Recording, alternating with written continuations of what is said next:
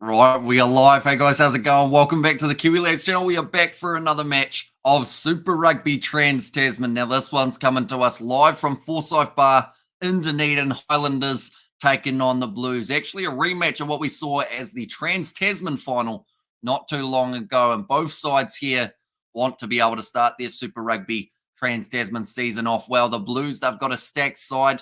The Highlanders, they are missing Aaron Smith, which is going to be a big testing point for them, whether or not without him they can find success in this first matchup. But a lot of people think this game's going to be quite one-sided in favour of the Blues. We'll have to wait and see, though. Looking through at the starting lineup for the Highlanders, Ethan de Groot, Reece Marshall, and Jermaine Ainsley going to be the front row alongside them. Pari Parkinson at 4. He's had a few injury troubles in the past, but now is back and ready to prove himself at Super Rugby level. Josh Dixon will then be number 5. Shannon Frizzell at 6. Billy Harmon at 7. And Marino Makeli 2 will be slotting in as the dangerous number 8 option. Falau Fakatava gets the big opportunity to start at 9 with Mitch Hunt being number 10. Now, I mentioned in the last video when we were doing the Fijian draw versus Moana Pacifica commentary, those two are the keys for the Highlanders. If they are playing well, this Highlanders backline will be firing. They will be able to get themselves some big points on the board. Look at on their outside. It will be Thomas Umaga Jensen at 12, Josh Timu 13, then Jonah Nariki, a man who a lot of people have been eagerly awaiting to see return. Jonah Lowe out on that right wing, and Sam Gilbert will be slotting in as the fullback. In the chat, we have got Kyrens here. Novmum is here as well. Fun fact so far, all the away teams have won in the men's games. That is an interesting stat, Novmum, and more than likely that will continue after this match between the Highlanders and the Blues. Maybe be the one that breaks it, and now it will be a one-sided match, says Kyron. And also, yes, Jonah Nariki, says Zion, and the chat as well. Looking through at the Blues starting lineup, it will be Ofa Tuangafasi, Kurt Eklund, and Nipo Lulala as the front row. Then Patrick Tuipulotu and Cameron Suafua. Now, Suafua actually had a pretty decent Super Rugby. I know her. I knew that person. That's our mum's friend. Oh, I have to tell her. Probably not on stream, but afterwards. But she was on the camera just before. But Cameron Suafua, very good in the preseason. So maybe he will be successful in this matchup as well. Kiriwani, Dalton Pavali, and Hoskin Satutu slotting in a very strong loose forward trio, which is exactly what the Blues need. They want to get that go forward going for themselves. Finley Christian, Bowden Barrett, 9-10. Tuavasa Shek and Ioane as the midfield. Caleb Clark, Mark Dallaire, and Stephen Petafeta. There's no doubt that the Blues have got a good team. Just whether or not they play like a good team in this contest and start their season off on a big high. Looking through quickly at the benches before we get into the match. Andrew Makalao, Daniel Leonard-Brown, and it will be Ma'u at 18, Tucker and Withy. And also their Haulati Parapara. Now, that was a name that we saw in preseason that not too many people knew. A lot more people know this man's name, Freddie Burns, coming from the Leicester Tigers. Also has had that stint. I believe he was playing for Ulster a little while ago. He's a handy player from the Northern Hemisphere, and hopefully he will adjust to Super Rugby accordingly. Connor Garden-Bishop, man who might get himself some starting opportunities in the future. For now, though, will be coming off the bench. Then for the Blues, it is going to be Riccatelli, also Fusitua and Marcel Renata, Tucker Choate as the other two replacement forwards. Then it is Taufa Funaki, Bryce Heem, and AJ Lamb, the last man coming off the bench. How's your day been? It's been good. At the moment, we did end up playing cricket for the first innings of a match in the morning/early afternoon. In fact, it was early afternoon. Then we came straight home to the Moana Pacifica versus the Fijian draw. And then after that, we've got this game, a game after that one, 2 more Six Nations games and about 7 games of the sevens, ironically. And that will be taking us through to about 4 p.m. tomorrow, which is the next time we do get to sleep. And Hamish, is this your second rugby stream for today? It is indeed. And yes, they have Roger Tuavasa Shek, says Kyron at Matatu Blues. Matatu women, won against our Blues girls. So that will be a big win for Matatu. And one, will you do a Cricket 22 career mode? It's not on the plans anytime soon. I'll be honest, mainly because it's a very busy season at the moment for Super Rugby. And yeah, I think we're going to be quite busy. I think I got a bit of sunburn, as you can see there on the side of my face. I think it could also just be the lighting. But it's very clear this line down. And if I move, it stays there. So, yeah, might be sunburn. Are you going to do the Wales versus England game? We are. That will be the 5th live stream of the day that we are doing. So it's going to be busy, but it's going to be enjoyable. Just like this game. Highlanders versus the Blues. I feel like I should be looking around to see who else I know at the ground, seeing as I've already recognised one person already. Black Cats again struggling at the end of day 2, 138 for 7. Yeah, they did struggle big time. The rain was helpful though, wasn't it? Helped them out of the day.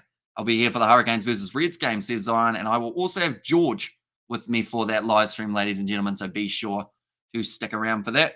And also after this match, we have got a post-match review. I believe we're getting Tony and Mark on for the post-match, so be sure to stick around for that as well. Good luck, Landers. Up the Blues, and should be pretty easy to pick a winner of this match, Justin, says Corin. Some people said that about the Chiefs Crusaders game. You never know. And like Novmum's mentioned, all away sides have won. So the Blues want to continue that track record for round 1 of the competition. Taken by Tui Pilotu just inside of his own 22, and now RTS already getting his first carry of the season for his Blues side. Looks like Christie will be firing this one back into the pocket of Bowden Barrett.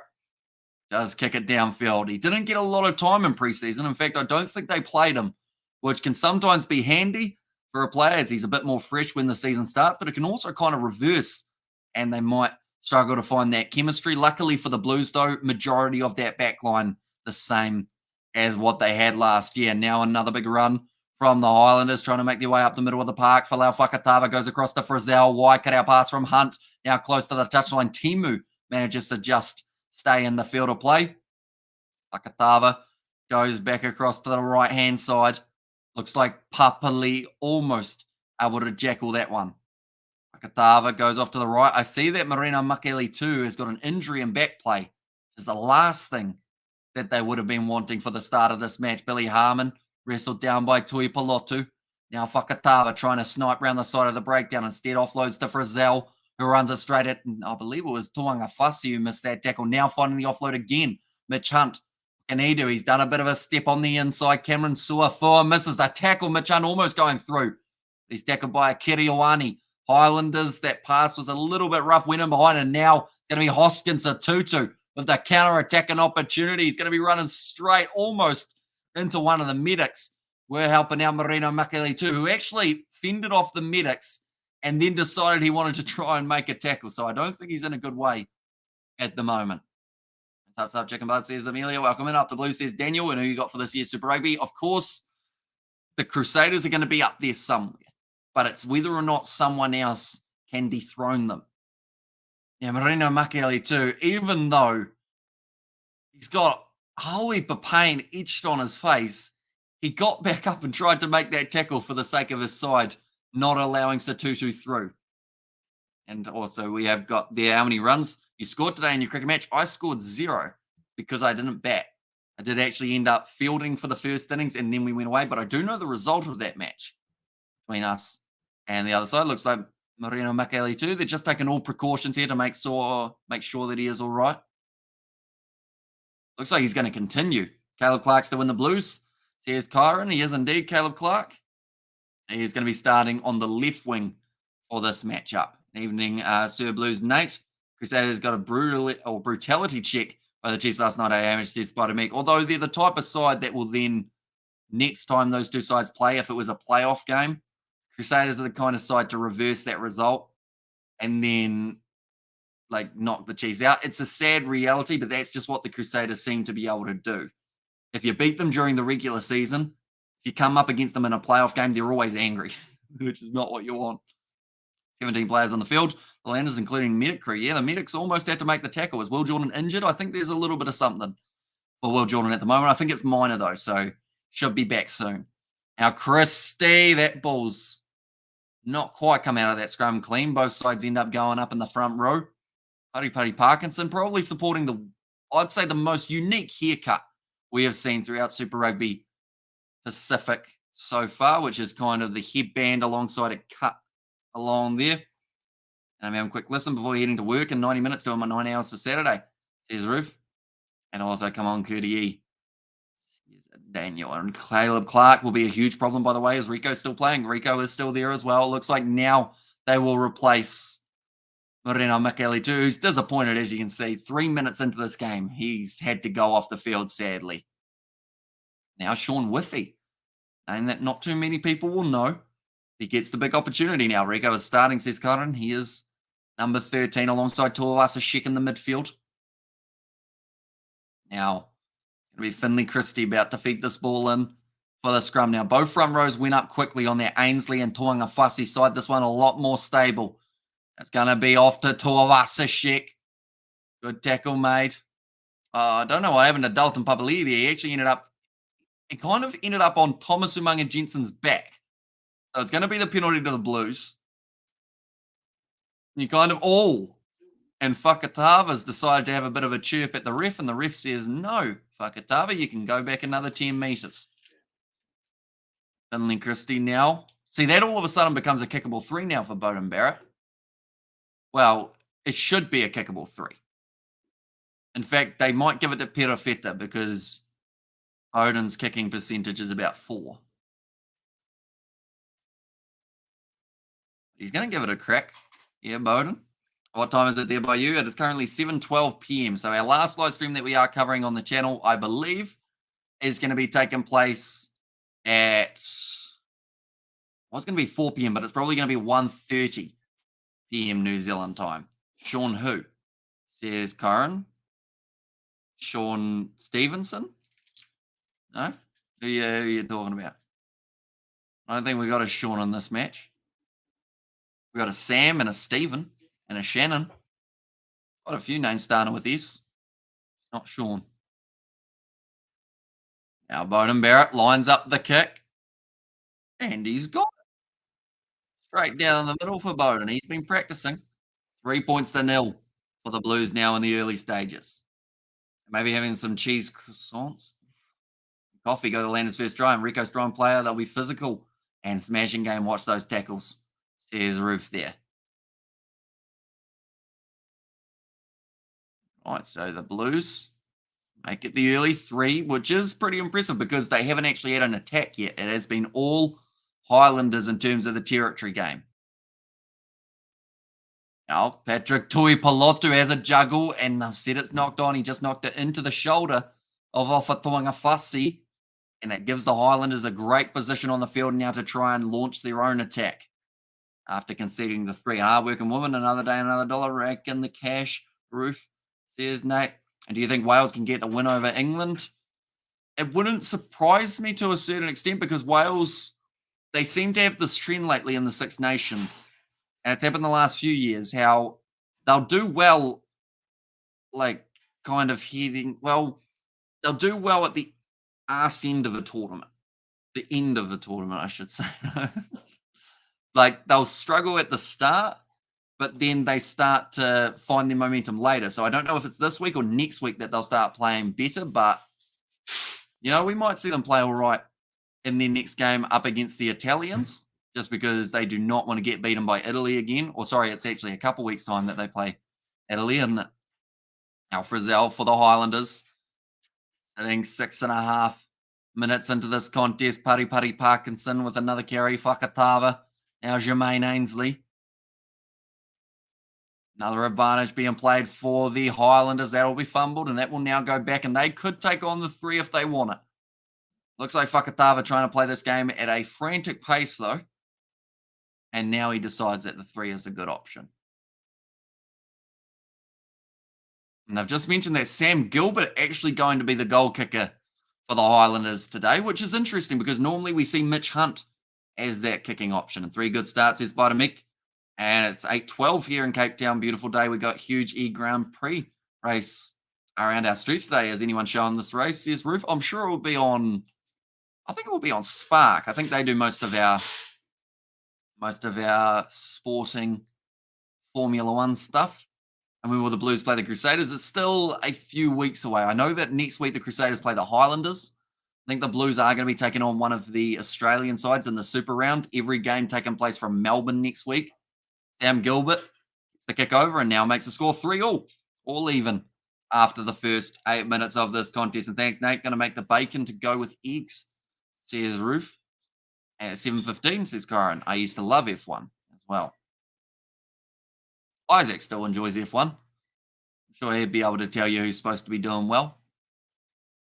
Both of these sides, not really an attacking chance for the Blues inside of their half yet, or inside of the Highlanders half yet.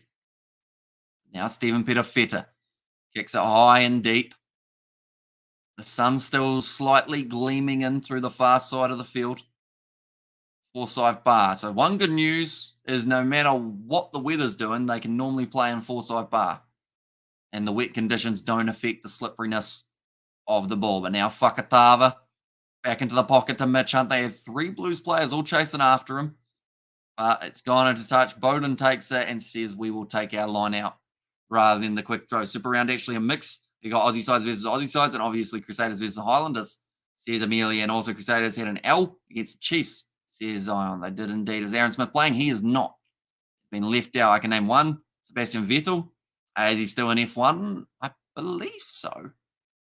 I can't remember Michael Schumacher, Alan Prost, or Alain Prost, and all those others. I don't know Alain Prost. Now, it's going to be the Blues who have been able to get that line out. Mark Talea, first receiver. He will be probably, I mean, it's hard being a Blues winger because you've got so many guys all wanting to take your spot. You've got Caleb Tungitel, one of the young players. Bryce Heem can play out on the wing as an option. Christie has accidentally fallen over there. And Whakatava almost rips that ball out of the hands of Bowden Barrett. It's going to be a knock-on in the process. Now it's loose again. Josh Timu tries to get it. It's another knock-on. They are playing the advantage. Now Finley Christie, that's actually a really good tactic we're seeing from the Highlanders already here. Every time Finley Christie touches the ball, someone is jumping on him. And the tactic behind that is to try and put the slightly younger Christie under pressure, I guess you could say. They might be feeling that if they can do that, they could force the ball loose a few more times throughout this match yet. The matchup. How do you cuss on the Kiwi Lads Entertainment but not the main channel? Says Sam Henry. We censor on the main channel, so that's normally the easier way of doing it. So we just mute it. What was the worst thing you did in school, says Luke. I once stole a button at primary school and felt that bad that I took it back the next day and put it where I found it.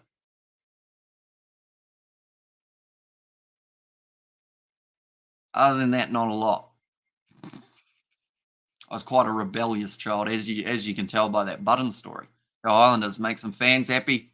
So many great teams. These two teams, also great names in these two teams. Love Hamish. The Highlanders have the worst fans ever, such D-heads. Says Sam. I mean, they're not bad, I don't think, Highlanders supporters. I think that the zoo is a unique thing that they only seem to have. Like, have you got an argument going with a Highlander supporter or something? It depends on who you talk to, though. Like, certain fan bases, I don't think it's the fan base per se, but it's certain people in those fan bases that can make people think that, like, they're not the same as the rest, but it just depends on who you talk to. Now, nice short pass. Now, Whakatava's been able to grab that loose ball. It's been a bit of a stalemate for the last about 6 minutes or so, just going back and forth. Now, Mark Talea again takes it nicely. Missed tackle from Falau Whakatava. Big fend on the face of Josh Timu. Now, Finley Christie kicks that ball back downfield into the 22 of the Highlanders. Mitch Hunt, plenty of time to look for touch, and he does just that. And it's a good kick downfield. I'm not a D-head, says Zion. I only know Scott Dixon, says Spider-Mick. Now Hoskins a 2-2. Almost breaking through, finds the offload. The Finley Christie. Wanga Fussy plays halfback. The Blues, best attacking chance for them so far. Here comes a Kiriawani around the side of the breakdown. Doesn't like passing the ball, as we've just seen there. Luckily for him, though, he's managed to win the penalty advantage. Now Caleb Clark off the Toanga Fussy. Gets the wide ball off to Mark Talea, and he gets it over the try line. And the Blues score the first try of the match. I thought Richie Moonga was going to play in Japan, says Luke. Yeah, Ryan, I used to watch every race. I'm a dinosaur, says Ruth. And also, we have got there Richie Moonga not going to Japan till next year. So that is the same as quite a few other players that are leaving after the World Cup. Mark Talea says, Kyron, he's done well A good run from Satutu, who then found the ball to Christie. And Kiriwani, he managed to get the advantage, which was good, but he almost ended up blowing that opportunity as well, just that little bit. And Talia put it over the line. There was a man doing a headstand in that breakdown. It was quite unorthodox. And Bowden is going to Japan, as he says, Xavier, yeah, I believe he's leaving next year as well. So the fly half position for the ABs might be up for grabs after that World Cup. Something to think about. The Blues trying to keep this game being played at a high tempo. Perhaps they were watching the matchup between Moana Pacifica and the Fijian drawer. They were absolutely brilliant. Playing off against each other. End score of that one. Anyone who doesn't know, quickly block your ears. And 3-2-1. Fijian draw able to win that one with the last minute try. 36 points to 34. What was a great game. Blues are stacked tonight. Let's go, says Tesla. Yeah, like I mentioned at the start, the Blues have all the talent in the world on their side. It's just whether or not they can make it into results. Like, you look at their backline. Rico's an All Black. Bowden's an All Black. Finley Christie's an All Black. Caleb Clark's an All Black. Peter Feta is an All Black, even though Ian Foster doesn't give him a lot of time. Roger Tuivasa-Sheck's an All Black. Their whole backline is made up of All Blacks players or ex-All Blacks players. Even Mark Talia, he got a bit of a crack in the AB's jersey last year. And then you look at this Highlanders side. Sam Gilbert, Jonah Lowe, Josh Timu, Thomas Umanga Jensen, Jonah Nariki, Mitch Hunt, Falau Fakatava. The only one out of them who is an All Black or an ex-All Black at this point for the last little while was Falau Fakatava. So it makes it hard for the Highlanders. But if they can build up their chemistry better than the Blues can, might help them out. Reece Marshall now. Have to throw the ball in for the Highlanders. Nicely taken by Pari Parkinson. Now Fakatava goes to Hunt. Starting to go for a slightly different set play there. Going to be Garden Bishop at number 11, which does mean Jonah Nariki once again is going to be missing a game. I did list him as one of the starting lineup for the side, but it seems like maybe they had to make that last-minute change. Now Jermaine Ainsley. Looked like it was going to be Mitch Hunt passing it off to the right, but just hangs on to it, so instead gets crushed by Big Dalton Papali'i. Fakatava now goes off to Gilbert. Moving up to the 22 now. Now, nice step, Josh Timu. Moving forward, Rico Ioane able to drag him down. Fakatava goes off to Billy Harmon. He's attacked the machine. Doesn't often get big opportunities to score tries. Ethan de Groot just went through his legs with that pass. That is quite impressive for the big man. Still got the advantage. 16 minutes in. Shannon Frizzell goes back to Dixon. Hunt with the little chip in behind. Gliding up for it. Thomas Umanga Jensen not quite taking it cleanly. And that will now be going back for the penalty try already. I just turn away for a second miss. That says Botomik and not Jonah Nariki says on. And also helps boost Japanese rugby. Hoping to attract players from all over the globe. Says nah. And did he convert that try? He did indeed. He was able to get it over. Currently sitting 2 from 2. Odin Merritt. I just realized I wasn't sitting very central on my chair. I was actually half off it. Papali'i already making a good few tackles in this one. And also we have got there is no way the Highlanders can build chemistry, especially when the Blues have this stacked All Blacks backline, says Daniel Cox. I mean, it's one of those ones that just having great players doesn't always lead to great playing. And don't get me wrong, the Blues, fantastic side. So much talent. But the Highlanders definitely at Forsyth Barr, they can be a bit of a dark horse. We've seen that when they were, they've got some big wins at Forsyth Barr. First game of the season as well, probably when, like Spider-Mix said, probably when the Blues could be caught still in slightly preseason mode. They're looking pretty strong, though, throughout this first stage. I'm eating knockoff chicken popcorn for dinner, or popcorn chicken for dinner, says Amelia. And also, we have got there, keep the same energy, my guy, don't switch now. Says Nate, and Blues, I read that one. If Highlanders win tonight, and the All Blacks are in trouble for the World Cup, says Desler. Chart down by, I believe that was Patrick Tui Piloto. Extremely lucky that it does find the hands of a Landers player. Tuivasa-Sheck's just been sat down by Ethan de Groot, the Southland-born boy. Now Reece Marshall having to try and drive his way forward. Apparently, he scores 6 points to 10. South African hooker, says Kyron. Is that Kurt Eklund or Reece Marshall? Second half Landers always lacking, says Blues Nate. And one of them popcorn chicken things from Aldi. Because I'm going to get hungry during the game, says Amelia. Now the Blues taking it nicely. Still inside of the Highlanders half. Here comes Caleb Clark breaking through one tackle. Does get taken down in the second. Now Christie going to the short side. Pitafetta with a kick in behind. There are numbers, but he decided to go boot for ball rather than out through the hands, which could have been a more successful option for Pitafetta there. And tackle, says Kyron. Nathan de Groot did a good tackle. Last year, Landers lost to all 4 New Zealand teams, not singles, or not single a win, unfortunately, says it was there from Nate. And Ethan de Groot did a good, or Ethan Roots did a good tackle, says Kyron.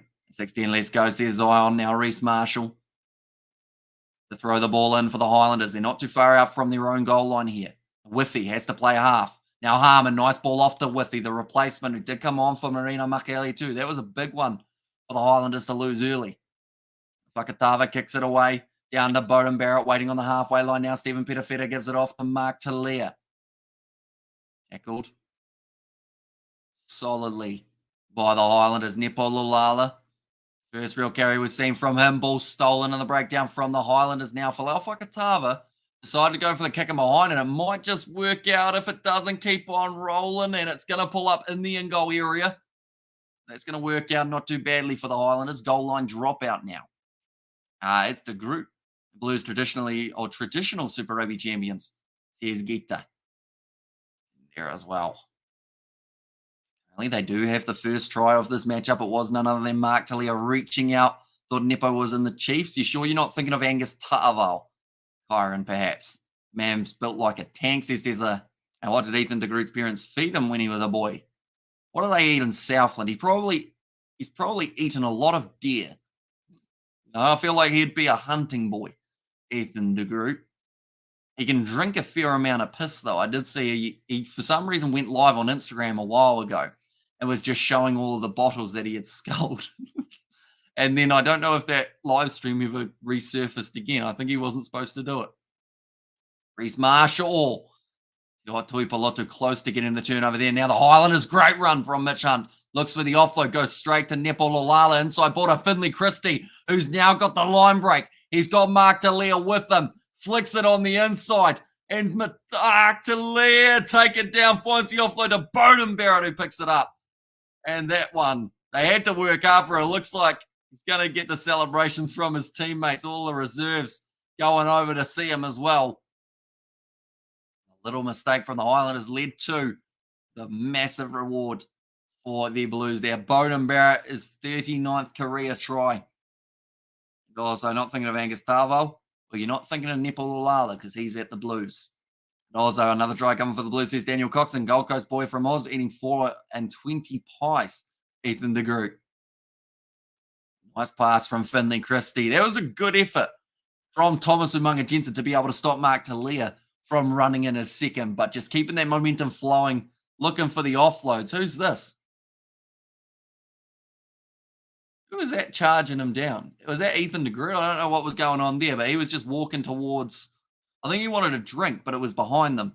And Nepo did play for the Chiefs. Yeah, he was back in about, was it 2019 that Nepo found himself at the Chiefs? 2019, 2020. Been a Blues for a little while. Might even be 2021. Oh, wait, what try again? It was a second try up the Blues. There's Nate there. 17 points at the moment for the Blues on the board. They need one more try to be able to get themselves, at the moment, sitting in a position of a bonus point. Did Bodie score? He did score the try, Bowden Barrett. Almost between the sticks. I made it a nice, easy conversion as well. It's kicked downfield into touch. 45 metres out now will be the line out for the Highlanders. 2016 to 2020, says Joe Webby. And screw this, Highlanders are useless. I'm going to go back to soccer after these streams, says Zion. And Blues will win by 30. My prediction says Eli hits those. Is that how I say that? Maybe. Now, Ball available on the halfway line. Fakatava goes back to Frizzell. Now Hunt. Quick hands there. On a Garden Bishop. The more popular of the two Garden Bishop brothers accidentally pulled the finger in a fan's photo out of reflex, but did instead change it to a thumbs up after. Penalty goes to the Blues.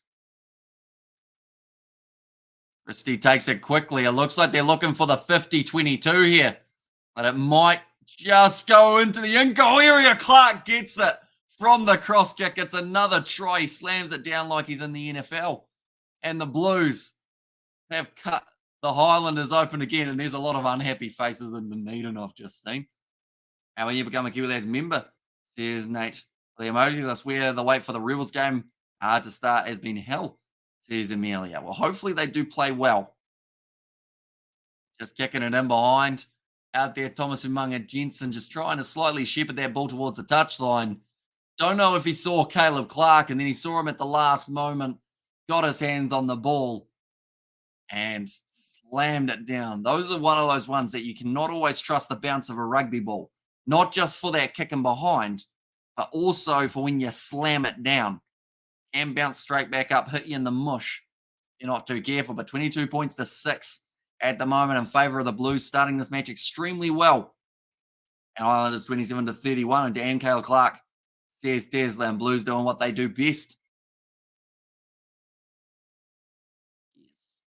There's a lot of empty seats at Forsyth Barr, unfortunately, but it is a big stadium, so I guess that's all right. We haven't seen a single sellout game here in New Zealand yet, which I think is kind of disappointing for an opening round of Super Rugby. It either means that there's not enough interest or the tickets are too high.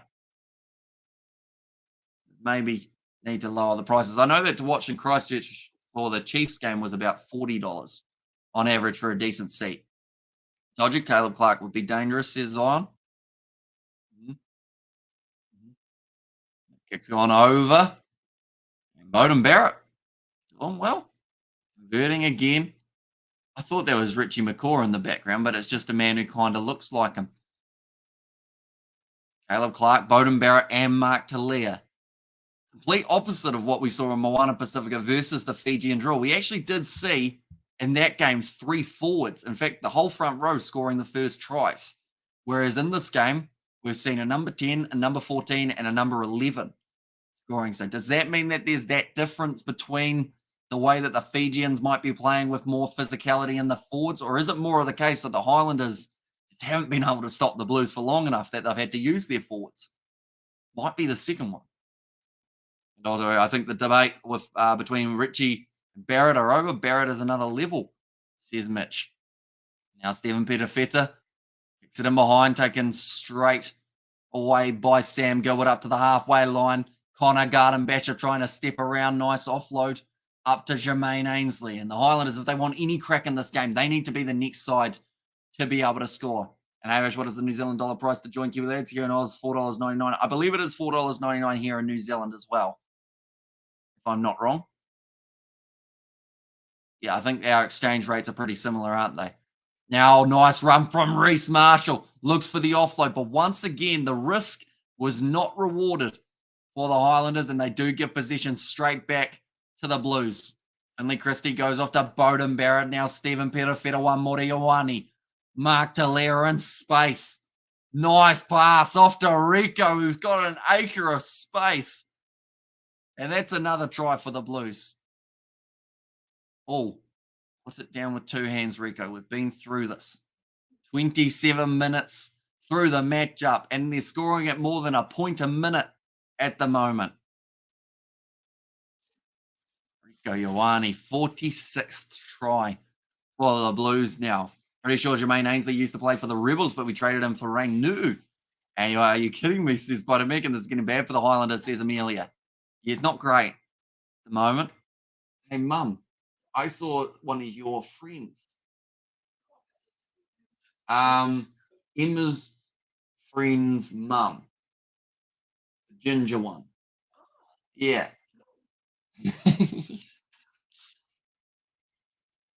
Rico Ioane scores another try. I didn't get to see her long enough. Right, Bowden Barrett. Now going to be looking for the conversion. He gets it over. 31 points to 6.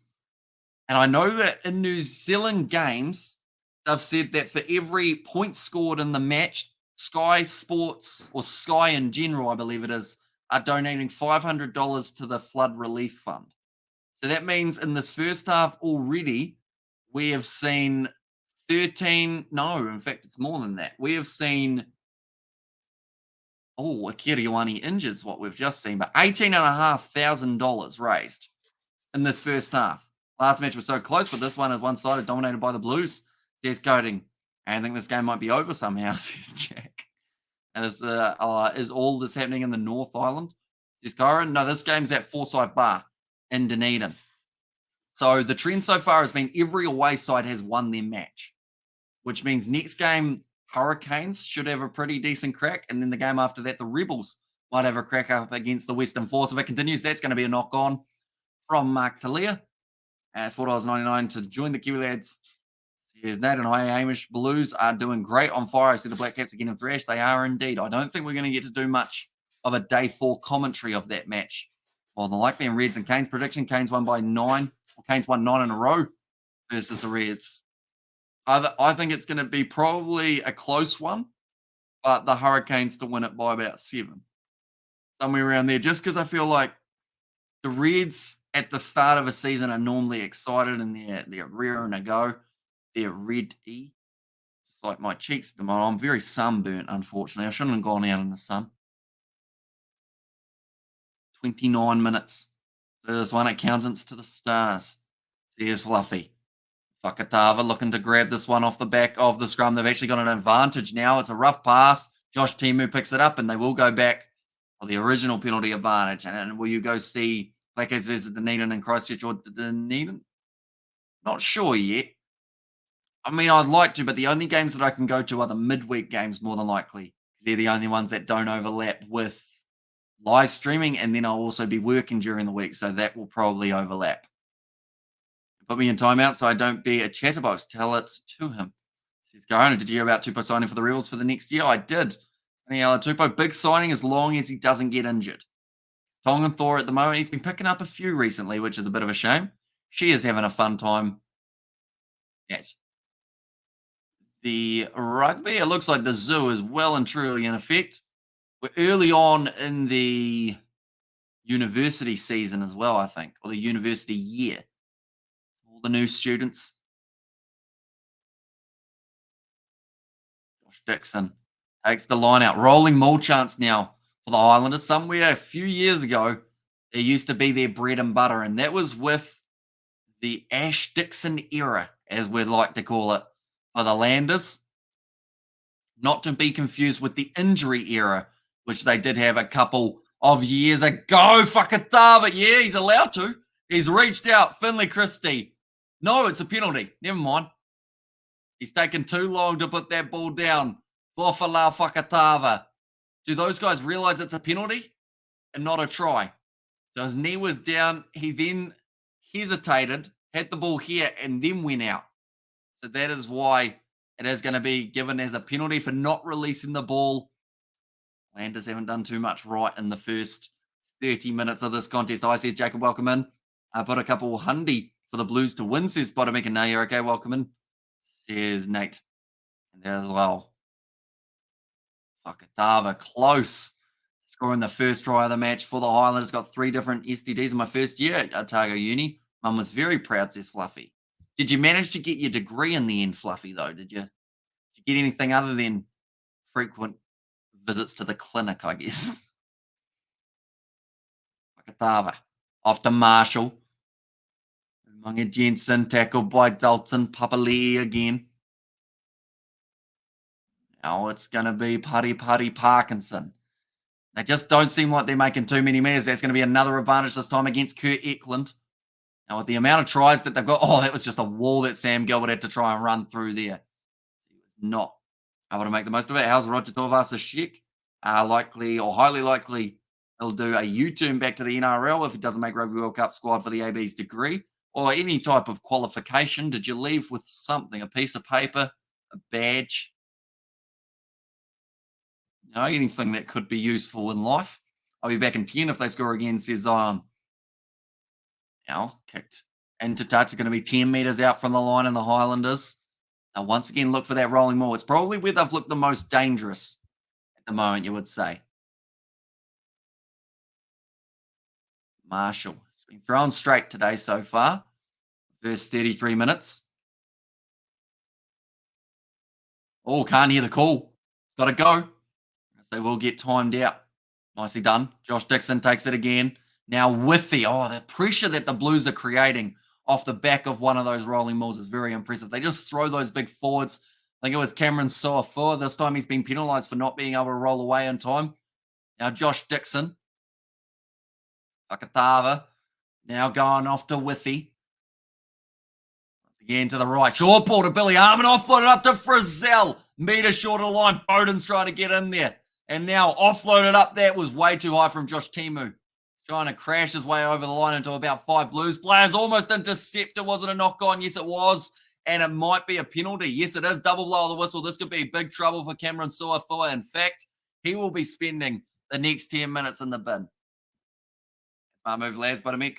Making in the cash. And also, Hamish, did your schooling or college help you in what you have achieved in your life, such as commentating your sports, or is it wastage of time? He's coding, well, I have 0 qualifications in terms of commentary or anything along those lines. I got my NCAA levels and whatnot that you needed to, but I mean, it depends on how you look at it, because I do maths on the stream, did maths at school. I speak in sentences, English at school. I use a computer, digital studies. So, I mean, maybe it would have helped a bit anyway. Don't know what I would have been like if I never went to school. Probably not as fluent in sentences. That was a very slow sentence, though. Now, Finley Christie, somehow that's going to be a knock on again. I was going to say somehow Withy's ended up with this one, but it did go down. Now another opportunity. Fakatava goes off to Shannon Frizzell. Good carry forward. It's actually going to be Adrian Choate taking him down. Now Parkinson. Few extra meters. How you doing, awesome brother? Says Keem Williams. Outstanding commentary, Hamish. Thank you, eh? Says William. And we've got plenty more coming. We've got the Blues. The Reds versus the Hurricanes. A little bit later on. Thomas Umunga Jensen thought about going again instead. Leaves it. Shannon Frizzell again. Crashing at the line. Highlanders, they've been extremely close to being able to score their first try of the match. This time it's the group. One out. Fakatava now. Fires it in behind. Good acceleration from Mitch Hunt. And the Highlanders, they will get their first try of the half. It seemed like if they wanted to pass it a few more times on the outside, there was one defender for the Blues who had to mark up with about 4 or 5 individuals for the Highlanders. But Mitch Hunt puts up his fin for the Marcos. And they'll score the try. What happens? They leave Bowden high and dry, I think. Yeah, Caleb Clark went off his wing, charged forward, and Bowden was left with 4 to mark up with. He didn't tackle anyone because he ended up in about caught in 4 minds, as you'd say. Mitch went through. Highlanders score the try, and that is their first of the contest. And also, you stream games from all over the world. Geography. We talk about how the teams have fared against each other over the years. History. Exactly right. Plus, if I didn't go to school, I wouldn't have met George, I wouldn't have met Isaac, wouldn't have met Daniel. So the channel would have just been The Kiwi Lad. In fact, it probably wouldn't have been because George helped come up with that name. Sam Gilbert, straight down the middle, makes the score 13 points to 31. So there's still a long way to go. There's still time. I'm going to have a wee bit of a drink, says Amelia. And wait, Highlanders scored. Yes, they did indeed. And it was Mitch Hunt was able to score the first try. Sounds like Putty Parkinson might have a limp, which is not good because he's just come back from quite a long injury. And Dan thought it was full time, says the Uso. Still got another half of rugby to be able to tune in for second 40. And also, we are doing a post-match review on the same live stream with Distracted Sports and 2 Cents Rugby. So be sure to stick around for that. I'm going to have a brief, about maybe 15, 20-minute chat about what's happening for it. I didn't know that George came up with the channel's name. Says Sebastian. Yeah, well, it was his initial. He's had a few over the years. The original Musketeers, I'd say, was probably them because they were the Three Musketeers in Hamish at school. I'm a Hamish, anyone who doesn't know. So I worked my way into the group. They all went to primary school together. I was late. I was at a different primary school. Now Connor Garden Bishop with the fend. Dalton misses the tackle. Now Fakatava. Space opening up. That looked very high from Christie. Tried to get him round the neck, but the set play on must not have been high enough. Had to hit him in the forehead. Caleb Clark now gets back up, goes again for the Blues. Hoskins sit 2-2, ball slapped out of his hands. That's a penalty to the Blues. And Highlanders' performance has been poor for 35 minutes straight, says Kyron. I think the Chiefs have a crack of winning Super Rugby. What's your prediction, Hamish? I mean, the Chiefs are looking pretty decent. They look good in preseason, which I think is something that is definitely good news for them because I don't know, ever since about that 2020 Super Rugby Aotearoa season, I feel like people started taking the Chiefs seriously again.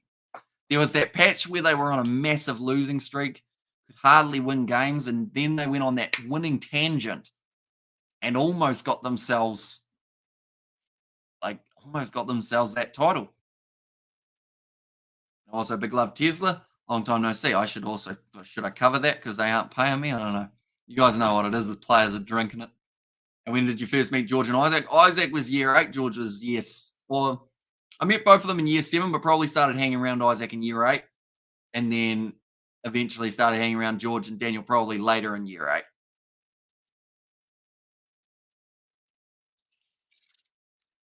Electrolytes. Got to be good for you. That's what they say anyway. Now 30 seconds left, I should say. Get some electrolytes. Now I can't speak. Christie. Off now to Kurt Eklund. Kurt Eklund. Come on, mouth. Do the job. Patrick Tuipulotu. Finding the offload. That's going to be knocked on again. I think that was Nepalulala. Yes, it was. My mum's sister live in the Highlanders country. I support the Blues 100%. Born and raised in Auckland. Says Botomek. Now a chance for the Highlanders on the line break. Kicking it in behind. Looks like, it's curling. It's curling, but it's not going to curl the right way. Bowden Barrett. It bounced on the line, but the time is maybe just up. No, they've got time for just one last, and that's going to be a 5-meter line out now for the Highlanders. That is a kick that was literally a buzzer beater equivalent in a basketball match. The ball just stayed in for as long as it physically could, and then Bowden managed to get that ball. He wasn't happy with Sam Gilbert pushing him after it went out, though. Big love, brother. Hope all is well. And also, we have got there. Are you doing promotion for that company? No, I'm not. I just drink liquids sometimes that aren't water. Stay hydrated, kids. Exactly right. Stay hydrated, everyone. Nice take from Parkinson. Now rolling more for the Highlanders. Like Nisbo was saying on the commentary, if the Highlanders score now, she's all on for young and old in the second half. They'll be down by 11, which is still a massive margin, but it's enough. So they can just throw absolutely everything at this. Mitch Hunt, cross kick attempt. Geez, that's gone high. It's going to hit the roof. Waiting for this one to come down. Petafetta does very well, keeping cool, calm, and collected. And when does the Warriors play? They will be next week up against the Knights, 8 p.m. on Friday night, or it might be Saturday night. I think it's Friday night, though, for their game. And Blues are loaded. Cash cows in Auckland never struggle with sponsors or finances, says DK. Yeah, they've got a lot of good players. And some would say too many good players. Like, you look at the players that will be missing out a majority of the season. Similar to what we saw for Kenny Naholo at the Crusaders, how he just didn't really get too many opportunities at all. So now he's gone to a different club, which is good to see. I feel like some of these guys are too good to not get to play. And also, I hear New Zealand is super hydrated at the moment, says Fluffy. Too hydrated in the North Island. A lot of water falling, but I should mention that so far in this game, they have raised 26. That's a lie. They've raised $21,000 for the flood fund from points being scored, and that is all being donated by Sky. So shout out Sky. Don't copyright strike us. We don't show footage. Fakatava now puts the ball in for the scrum. Trying to push hard there. Yeah, it's a good one. And they've got themselves another penalty advantage now, just rolling forward a little bit. Fakatava goes himself. Oh, Dalton saw it coming from a mile away. He was ready for it. Now Frizzell goes with the pick and go. Tackle made by Rico Ioane. The Highlanders looking to score right between the sticks. Sam Dixon, or in fact, that was Josh Dixon, only just managing to hang on to it. The Groots drop the ball, and they'll go back for another penalty. 31 and still first half. Wonder what their second will be like, says Bodemek. It does seem like the last maybe 20 minutes of this half, if not maybe actually last 10 minutes, it's been a little bit more even. The Blues in that middle patch of about 15 minutes where they just went try after try after try. Like, I think that could be, I mean, it's going to be very hard to catch up with. And that little moment where they were going one try after the other, Bowden Barrett scoring, then Caleb Clark, that might have been enough to keep that bonus point as a possible option. Now another scrum. Still 57 seconds left of the yellow card for the Blues. Should mention they have been playing with 14 throughout this last 9 minutes.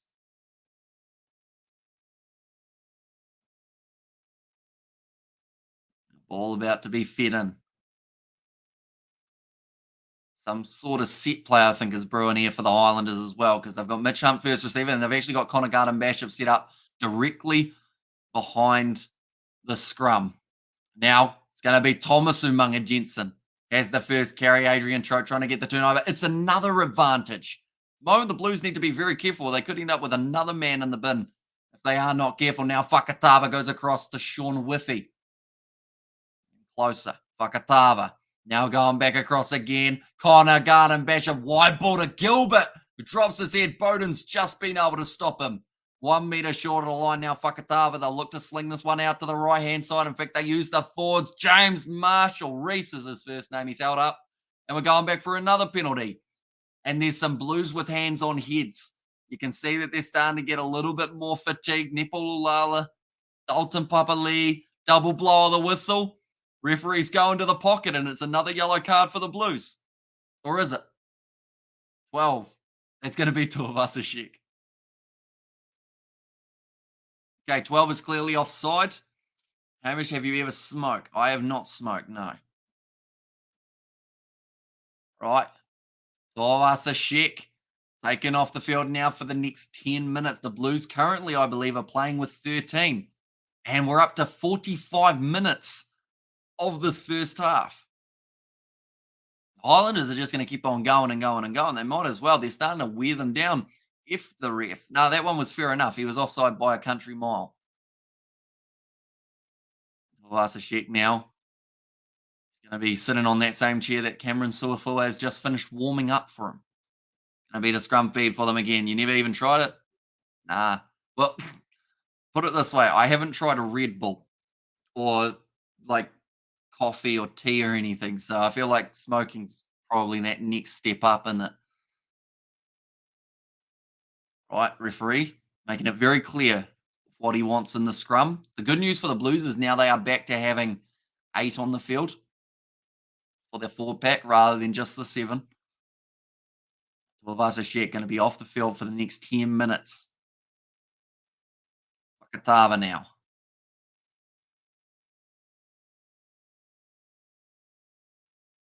Put the ball in. Nope. Pre-engagement. This first half's probably going to go through to about 8 p.m. somewhere, not even behind the bike sheds. Don't believe it, says Fluffy. Really? Did you hear earlier on when someone asked what the worst thing I did at school was, and I said I stole a button, then returned it the next day? That probably tells you what you need. Any recommendations for platforms to watch rugby games on? Whereabouts are you, Eli? That might affect it a little bit. If you're in New Zealand, I mean, Sky Sport now is probably the best option because you get a few other sports in there as well. If you're in Australia, unfortunately, in terms of watching rugby games for free, the only real option you've got is the MLR, which is in the USA. Oh, short ball, beautifully done by the Landers, and they will score their second try of the first half now. Finally get the try. Lois stole a smurf. Fluffy, how'd you manage that? And also, we have got, you seem to be a good guy in terms of you don't smoke and drink straight edge, says coding. I drink a few of these things. Powerade, but then there's zero as well, so I feel like it's just a bit not as bad, is it? What's up, dude? Says Captain Bunny. Welcome in. Worst thing that could happen in rugby, the fullback gets a red card, says Kyron. That kick is going to be successful for the Highlanders, so that will make the score at halftime 20 points to 31. And for a game that it seemed like the Landers had no show in, they're 11 points down. If they score first in the second half, it's on. We were so thick in high school, we used to smoke behind a petrol tank. It's a miracle we're still alive, says Sebastian. That's why they have school, not to smoke, but so that you learn about these kind of things. And do you feel, or how do you feel about 13-year-olds and 19-year-olds dating? Because that's currently happening in my school and it's not great. No, it doesn't sound great, Luke. Like, no matter what gender is the 13 and what gender is the 19, either way, it's pretty not great. Like, when you're in your 20s and it's 23-year-old and 29-year-old, that's fine. But when you're dating a child, that's not fine. And I know it's not you, the people at your school. Yeah, no, not good. And I was on finally halftime, says Amelia. Yeah, it took a long time. Took a few extra minutes. I believe they got up to about 46 minutes into this one. I was like, have you ever have girlfriend in your school life and college? Any breakups? Says coding. I mean, I had a girlfriend at school back in early stages of high school. Most recent relationship, you guys heard about that one too. And just a question: are you watching this game free? Sadly, not. I've had to pay for my Sky Sport Now subscription, which can be quite expensive. Like, I think it's 40 a month or something like that to be able to watch Sky Sport Now. My Sebastian G, I smoked weed with my friend Tony back at the school. We got caught. My brother D, says Spider Mick. Girl is 13 and the boy is 19 years old. That's not good, Luke. That's not good. Not good at all. The ref was supposed to call halftime. Terrible decision by the ref, says Karen. Right, okay.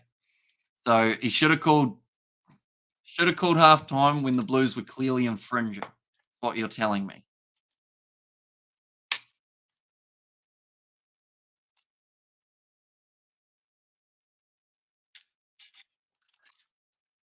I see. Oh, that wasn't. When the Powerade cap just has liquid in it, like the blue Powerade, and then you bang on it and then it just goes on your hand. Out of context, that will sound really weird, but first half, eventful. 51 points between these two sides. Good half, says Eli. Exactly right. And also, we missed the story. What happened to the most recent girlfriend, says Deborah. It sounds bad, doesn't it, when you say what happened to her? She is no longer my girlfriend. And she's now engaged. And another reminder to stay hydrated, kids. And also, we have got there, you're talking about underage dating. Your rugby channel sounding a bit dodgy. The old mate says, Brett, yeah, seems like Luke's school's pretty messed up. The teachers weren't upset for us or upset with us for smoking. They were just begging us to find another location, not near a fuel tank. Yeah, fair enough. And also, we have got there, your Blues looking good, says Patrick Hughes. Yeah, at the moment, the Blues, quick firing, scoring, like Bowden Barrett, Caleb Clark, Mark Talia, all backs scoring the tries. Are they the only 3 tries they've got? They've got a 4th, haven't they? Who got the 4th one? Wasn't Eklund, wasn't Lulala, wasn't Tupulotu, wasn't Akira Ioane, wasn't Satutu, wasn't Rico Ioane. He scored the 4th. I just had to go through all the side, but all backs for the Blues scoring. And I think the same can be said about the Highlanders. Mitch Hunt scoring and also Josh Timu getting himself the most recent try in this matchup. And my school really is messed up, says Luke. Yeah, not ideal. Do George and Isaac also have girlfriends or not? George does not. Isaac does. I'm having a homemade burger with mayo. Good game so far. That Clark try was mad, says a rugby itch. It was a very impressive one, and you'll be happy. Rico Ioane ran in a try for himself. Second half, just around the corner. Blues definitely started that half better than they finished it, which sounds weird to say looking at that scoreboard of 31 points, but that last 10 minutes, which became 15 as the half went for 45, that last 15 or so minutes, they just didn't seem like they quite were able to find that momentum.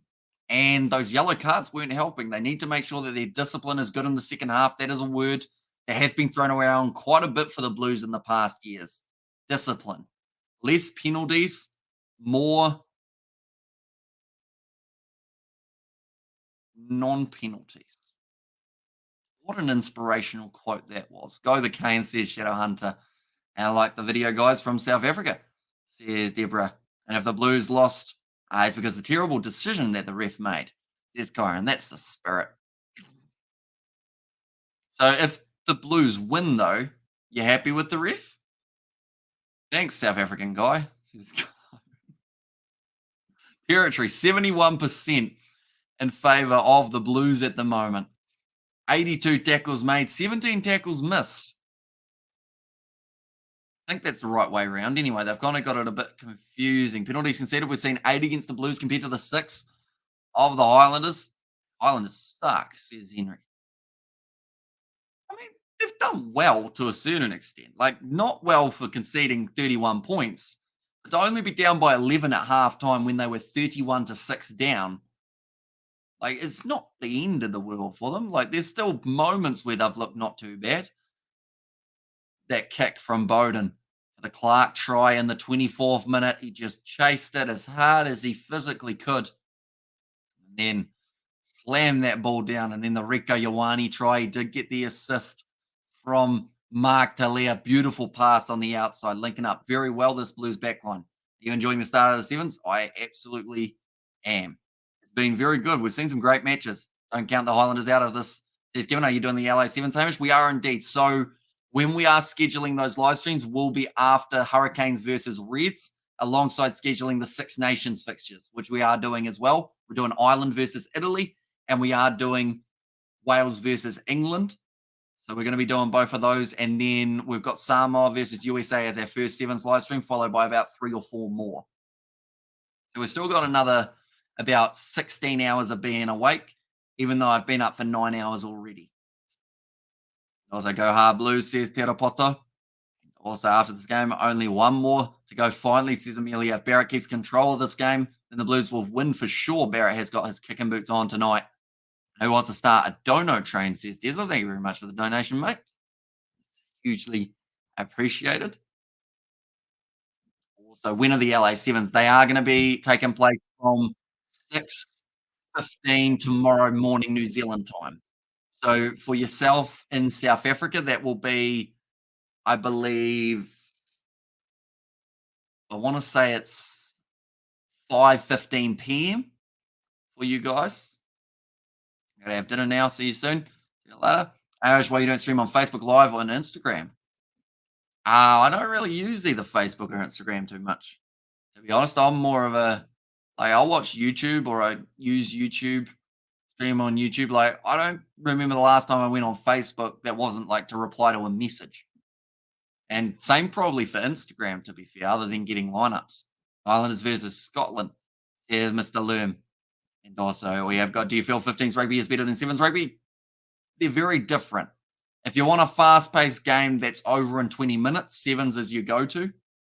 If you want a game that's a little bit more, I guess you could call it structured, and more people out there, of course, as well, then you're probably looking at your rugby union. Are you planning on streaming the New Zealand Sevens games, says Daniel? I believe we're doing New Zealand versus USA and New Zealand Samoa, but we won't be doing their first game up against Chile. On the Guinness Rugby Nations fantasy game, our team is 1,030 points. Our team is Stratty on fire. I haven't heard Stratty on fire. I feel like that sounds like a very gangster or like hip thing to say, which I'm not very hip, unfortunately.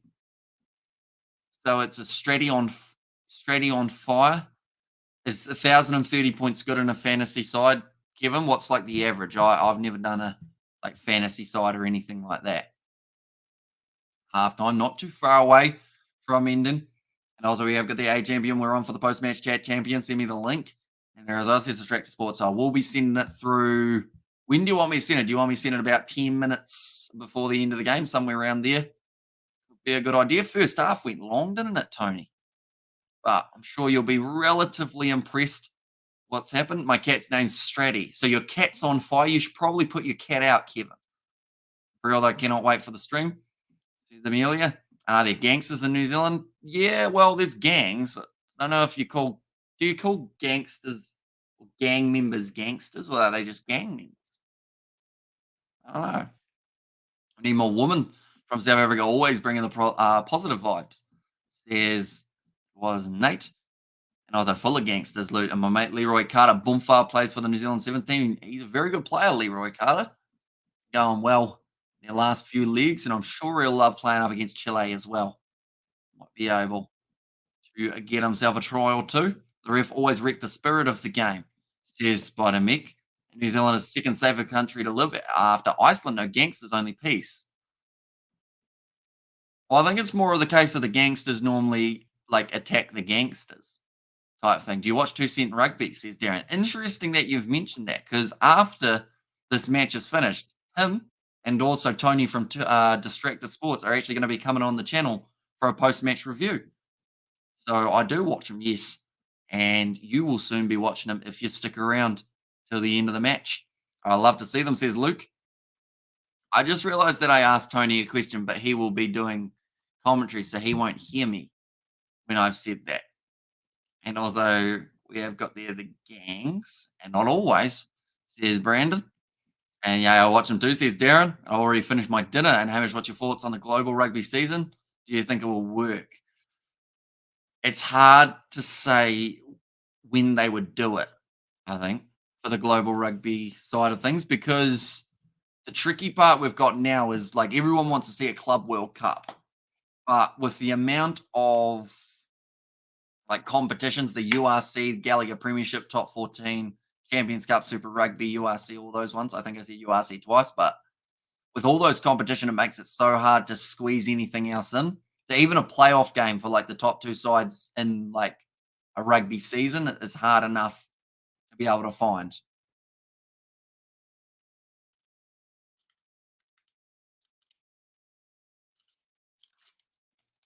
Older team. Thank you to the Kiwi Lads jerseys, Andre. Welcome in. Oh, I did it again. These lids are well and truly not designed well.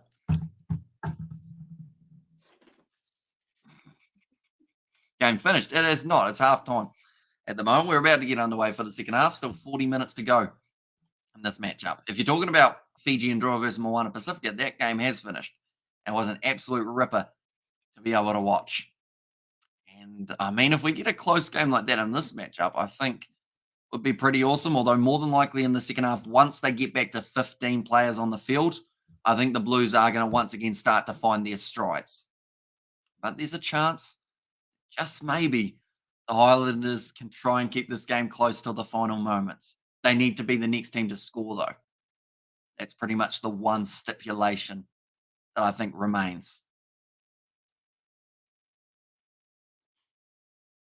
There's been a lot of ads for this matchup. We need a Kiwi Lad merch shop, Hamish, says Tesla. I mean, we've thought about it briefly in the past, but I don't know if there's enough demand. You know, like we could try something at some stage. I don't know what type of merch you guys would want though. Like, do you want a hat or do you want a shirt or do you want a hoodie or what's the go-to merch that people make? Can you please give us a small recap in the first half, please, bro? No worries. So, started off, the Blues were doing pretty well. They got themselves a couple early penalties, got themselves some points on the board. Same with the Highlanders. Then the Blues, in the next kind of 10 to 15 minutes, scored a multitude of tries. Mark Talia, Rico Ioane, Caleb Clark, and Bowden Barrett all getting themselves one each. And then at the end of the half, just when some yellow cards were starting to come up for the Blues, they've currently received two, including Tuivasa-Sheck, who's still in the bin.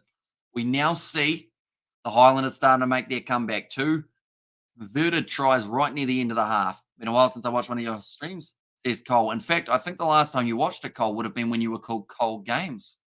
Instead, go the Blues from Wanganui. There's Akanesi and what happened to Aaron Smith. I think he's gone overseas now. Or is he still a little bit longer at the Highlanders? The usual t-shirts, beanies, caps.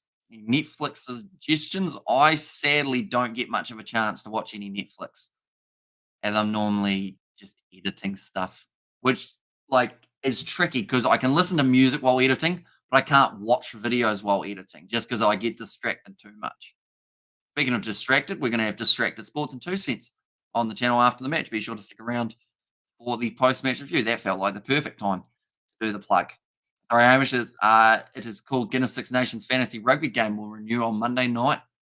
Says Kevin. Cheers, brother. Says Andre. No worries at all now. Billy Harmon making his way back out onto the side with the Highlanders. He's been busy. We did just see that one change for Morena Makele too early on with the made his way out onto the field. That is due to some sort of rib injury, they suspect, for Makele too. These are the benches the two sides have gone with. The Blues have also made a bit of a change. That is Adrian Choate. He is out there on the field for Akira Ioane, and I believe that is the only change that they have decided to make. So both number 20s on. The rest of these guys available, though. Connor Garden-Bishop's actually starting this match, so they've got a different man as number 23. Freddie Burns late in the game. Be looking forward to the opportunity to debut for the Super Rugby season. The news says Smith misses. Okay, so just the first two games. And also we have got the emoji flag, says Fluffy, and hi, says Cole. Hello, Cole.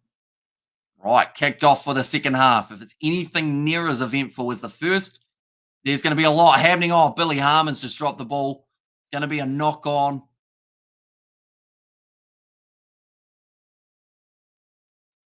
I think the Blues trying to ask for an offside penalty, but referee says he's never going to be able to react to it that quickly. They are a very good commentator. Appreciate it. What is the price of this Powerade drink? I think we got it two for $7. So $3.50. Which is, I mean, it's not bad. Overall for a hydration beverage. Merch ID the Kiwi Lads speed tablets. You'll never ever miss a rugby match ever again. Which stadium will New Zealand host South Africa this year at? They're in New Zealand, they're probably Eden Park. That seems to be the way that they go. I don't know whether you're allowed to sell tablets though, Image. That might get us in trouble. Roger Thorvasashik and Bowden Barrett are so good. Says DSM, and I don't trust the Blues sometimes. They can be lazy at times. It's like hearing a turtle. The hare fell asleep and the turtle crawled past. And $7 for sugar water, says Fluffy. Although, 0 sugar, so it's just water. It's salted water. There's a whole heap of sodium. 383 milligrams of sodium, or 17% of your recommended daily intake. Now, the Blues have got themselves 25 metres out a scrum feed. The one-man disadvantage in the back line with no Tuivasa-Sheck. Mark Delia looking pretty calm out on the wing. Now, Finley Christie will allow Hoskins Satutu to go off to the short side. Bowden Barrett tried the grubber, brilliantly taken by Jonah Lowe's, lined up by Choate. Fallen the wrong way. Had to roll a couple extra time. The ball bounces out the side, and Cameron Suafua, recently returning from the bin, should be just that little bit fresher than the rest of his Blues teammates. Just had the halftime break. So he had the 10 minutes beforehand.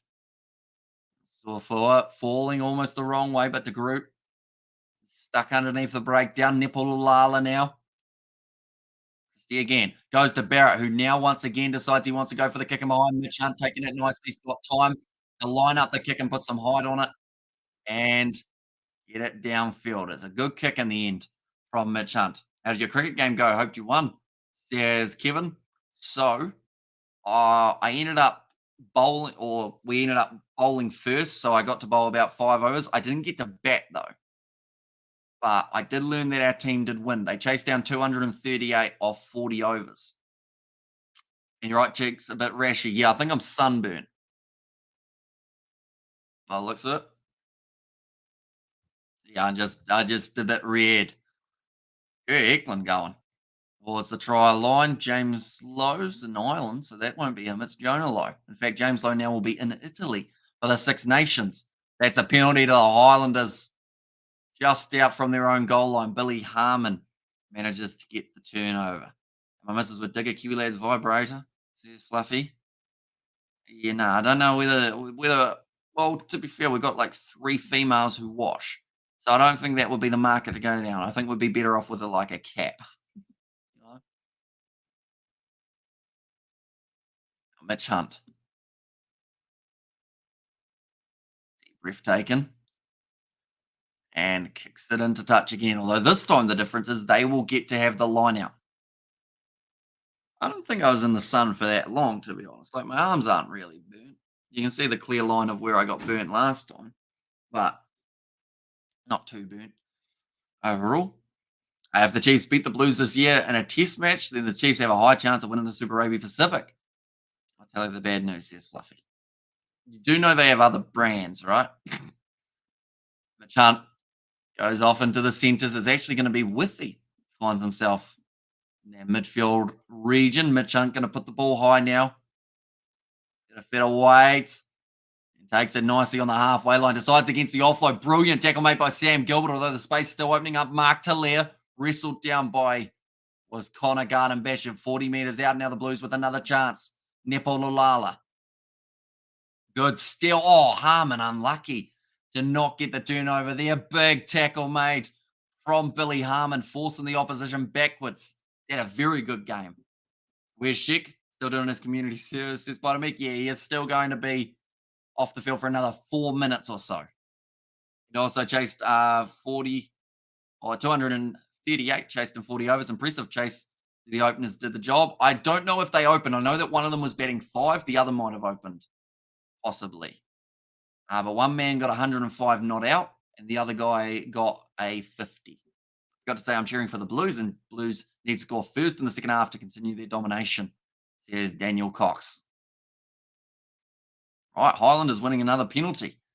They'll be kicking this one into touch. Hey, Amish, I'm very busy, so I can't stay long. Says Brandon.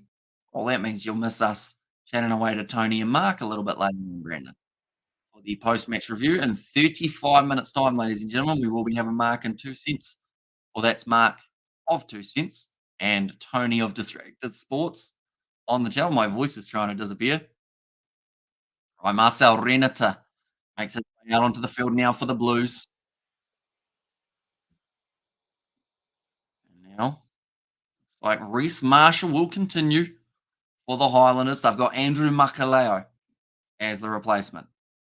And then this guy brings chaos and riot every time, never fails. Probably singled living on taxpayers, says Nate. Now, played again. Continuing to go. It's going to be now Mark Talia breaking 3 tackles. Still going Mark Talia. Someone's got to stop him. He's fended off another player. Someone needs to just tie up his legs. Best way of doing it, go around the bootlaces where the man can't fend. Now, Bowden Barrett going off. I believe that would have been Renata. Or was it Renata? Might have been. Now, Bowden Barrett going off to Satutu. Offload to Ioane, who's dropped the ball, although they've called a knock on to the Highlanders. In fact, it's a penalty advantage to the Blues. They'll go back, and it will be another kickable 3 if they want it. And I was ignore that, boss, says Nate, and someone needs to stop him. Justin and Rugby Challenge 4. And also, where's the ref from? He is from New Zealand. I'm not sure what part of the country he's from, but it is Paul Williams, if you want to Google him. Offside. They'll take on the shot. And to be honest, that's a little bit of a only little bit of a win for the Highlanders. Because if this was in the first half and the Blues were still ahead by so much, they'd kick for the corner every day of the week in this scenario. But they now know that if the Highlanders get themselves a converted try and another unsuccessfully converted try, they would be in the lead. So they want that 14-point margin just to extend that little bit further and make it so that they do have to kick both of their kicks. Speaking of kicking, Bowden Barrett, 5 from 5 tonight. And that one has snuck in as well. Paul Williams sounds like a Gore name, says Fluffy. Where can I watch it for free? Sadly, there aren't many free options around for Super Rugby. Your best bet's probably the Super Rugby YouTube channel, where you will be able to see the highlights after the matches. That's the only real way of watching for free, unless like there's illegal streaming sites and whatnot, but you're just almost guaranteed to get a virus of trying to watch them on there. So yeah, I'd recommend Super Rugby. You get to see the highlights after the matches on the YouTube channel, and a little bit of something's better than nothing in it. And he's biased towards the Blues, says Spider-Mick. Finley Christie, back to Bowden Barrett. They do now have themselves the 14-point lead. Awkward fall for Garden Bishop. Picked up by Mark Talia. The Chunt takes him down. Was it a little bit high? It looks like they're having that conversation at the moment. Now Peter Feta again for the Blues. We've got Bryce Heem and AJ Lamb both off the bench. The big question is, though, who do you actually take off? I assume they'll take off Forsyth due to that yellow card. They won't want to risk him. And then maybe you take off. Do you take off Caleb Clark maybe for AJ Lamb? Probably the other option. I think it's all free on Channel 9 in Australia. Says Fluffy. If that is the case, then get yourself the 9 Now app. That will be your other option of being able to watch it. But you do have to be in Australia and have a VPN. And Enrique has said hello, welcome in. And it should be pretty easy to pick the winner of this match, annoying and funny commentator in Rugby Challenge 4. There's Kyron. Now it's a loose ball.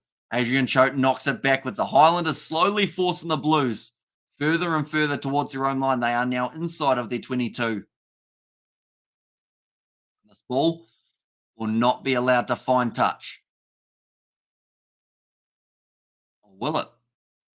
It goes into touch. Wait, so that's not taken back, is it? Even though Adrian Choate juggled it into his own 22? Is that what happened there? Am I correct in that? Maybe I was misinterpreting it.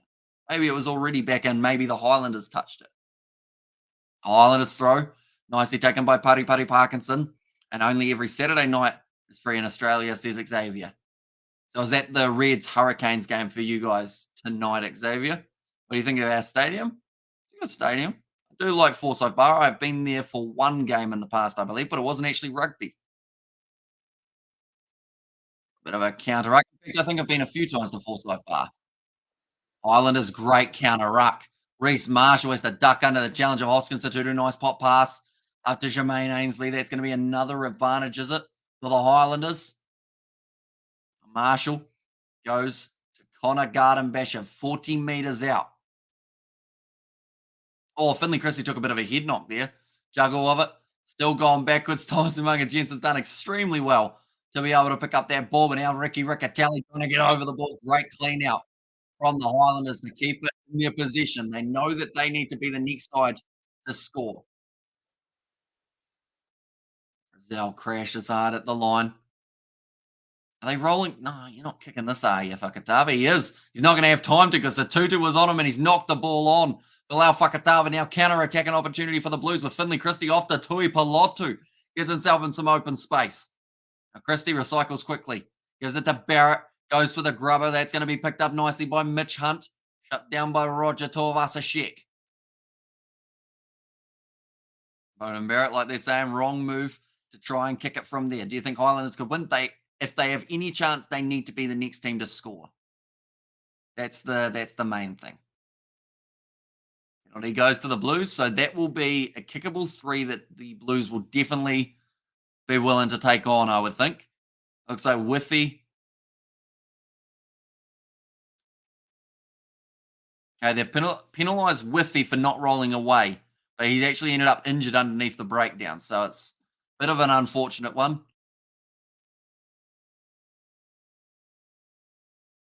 Oh, there's Aaron Smith. Waiting for his opportunity for the Landers. And Hamish, what a great commentary. Always, if I can always listen to you, you are so good. Says Kevin, do appreciate you being here, mate. I'm crying. Says Zion. I think the comeback that they've made in this game is probably not terrible overall for the Islanders. And yo, says Nick. But yeah, they do need to score the next try of the match. But now, if the Blues take on the 3, is that Benny? It is Ben Smith watching on as well. He's not happy the way that they've been playing. Forsyth Barr just starting to come into the evening. The next game that we have got, ladies and gentlemen, it will be at 9:30. In fact, we're starting at 9:35, in fact, and that will be the matchup taking place between the Reds and the Hurricanes. That will be the next one that we do, and that will have a special guest, George, on that live stream as well. The Zoo in attendance. Now, Scott Gregory's there. It's interesting because I believe, if I'm not wrong, Scott Gregory was down as a player to play in a match in Pleasant Point today for the AB's 15 versus a Crusaders side. So I don't know whether or not, because that game was going to be at about 1:30, so maybe they just literally jumped on a bus, headed back down from Pleasant Point. That's like a 3.5, 4 hour drive, and then they're just gone straight to the game. And is this happening in the North or South Island? This game is in the South Island, down in Dunedin. Blues will win this hands down. They have the better game out of the two teams. Would you agree, Hamish? There's Daniel Cox. They've had their good moments in this game, the Blues. And this game should be secured. The thing that concerns me for the Blues going forward is probably that discipline, word of the day. But I think they'll definitely win this game, and they should win a majority of their games throughout the Super Rugby season as well. Ben Smith, the Highlander, it is indeed. Ben Smith. Also, are you commentating on that Reds game? We are. We have got myself and George for that Reds commentary, so that will be an unorthodox one, to say the very least. Now, Ricky Riccatelli trying to get this one rolling forward for the Blues. Either side have been able to use their rolling more to the effectiveness that they would have liked. That one's been dragged down. Highlanders with Pari Parkinson gets through the middle. Trying to tie that ball up in the breakdown, but it will be instead Marcel Renato who found the offload up. Joshua Fusitua getting a good opportunity here. It would last year normally have Alex Hodgman or maybe Lay as the replacement. Do you think England will win by an innings and something runs? There's a chance. I mean, at the end of the day, New Zealand still need a lot more runs to be able to tick it off, to stop the follow-on being enforced. Roden Barrett, 10 metres out now. Blues decide to use Ricky Riccatelli with the pick and go, and he does get driven backwards in the tackle by Dixon. Now Hoskins to Tutu. Just slowly building here for the Blues, and I feel like a try is not too far on the horizon for them. Now Bowden Barrett, short ball to Rico Ioane. Parkinson, there's a knock on, they've said actually, against the Highlanders, straight through. Marcel Renata scores the first points for the Blues since about the 28th minute of this contest. And attention to everyone warning about George's language, Hamish. That is true. George does enjoy swearing. So just be wary of that. Cricket sucks. It's lovely. Like playing it or watching it, because I have done both today. Thought Ben Smith retired. Yeah, he's not playing. He's just like in the staff area type thing. Do you think England will bat again? More than likely not, because I think New Zealand still have a long way to go. Remember me, says Lenny Apasai? I do, because you've got the same player or the same name as one of the Super Rugby players. Also, we've got the high, says Yako. Also, Mr. George, enjoy his company. He's always unorthodox. You never know what you're going to get with a George live stream. I feel like that's a good way of summarizing it. Just kick from Bowden Barrett. That'll make it 7 from 7 for Bodie B. 25 minutes remaining in this match. That man has had far too much to drink. He had his tutu on. I think he was wearing a shirt on his head, beer in hand and waving a flag. Living his best life. If I know, I just popped up like that, says Fluffy. And also, what if I know? And also, George is uncensored like me, says Amelia. I forgot about George. He's boring. You good on your own, says Spider-Me. I don't know about boring. I don't think I've ever heard someone describe George as boring before. He's unorthodox. He does a lot in a short amount of time. Off the knee, they've said. Now Falau Fakatava. Going off now into the hands of Thomas Umaga Jensen. Off to Billy Harmon now. And the Highlanders, they now need to definitely be the next team to score. Tava goes to Hunt. Josh Dixon now taken down by Papali'i. AJ Styles has the same name as an F1 2000 or 1980 world champion. I did not know that. Ainsley now tackled again by Papali'i. He's got to have at least 15 tackles, if not maybe closer to 20. In this match. In fact, we will be able to find out that stat next time we do have a stoppage. Good attack and run, another advantage. Finley Christie decided to try and jump on that ball as well. Fakatava going off to the right-hand side. Here comes Ainsley. Big contact being made between these sides in this matchup. Little chip and chase from Mitch Hunt. Goes to Billy Harmon. who takes it beautifully. Yeah, both number sevens have had outstanding performances. Well, thought it was knocked on by Fakatava, but they've said it's gone backwards. He tries to throw it to the ref, and they'll go back for the penalty. As Johnny Blaze, I think his name is still on these streams. Yeah, he shows up every once in a while, although his now name is Marco Vunapola. I believe, or Marco Vunapola Beer, it might still be actually. Mhm. That was a big yawn. What do the Highlanders do now? There's only really two options, and that's a scrum or a line out from this position on the field. Turnovers conceded, 7 apiece. We've seen 7 handling errors from the Highlanders compared to the 4 of the Blues, but the Blues have given away the 10 penalties compared to the 8, I think it was, of the Highlanders.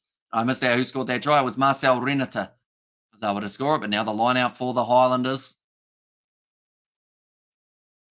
Just hearing Saula Mau making his way onto the field. That is for Jermaine Ainsley, who hasn't had a bad game at all. Will Sam Cynical, captain of the ABs at the World Cup.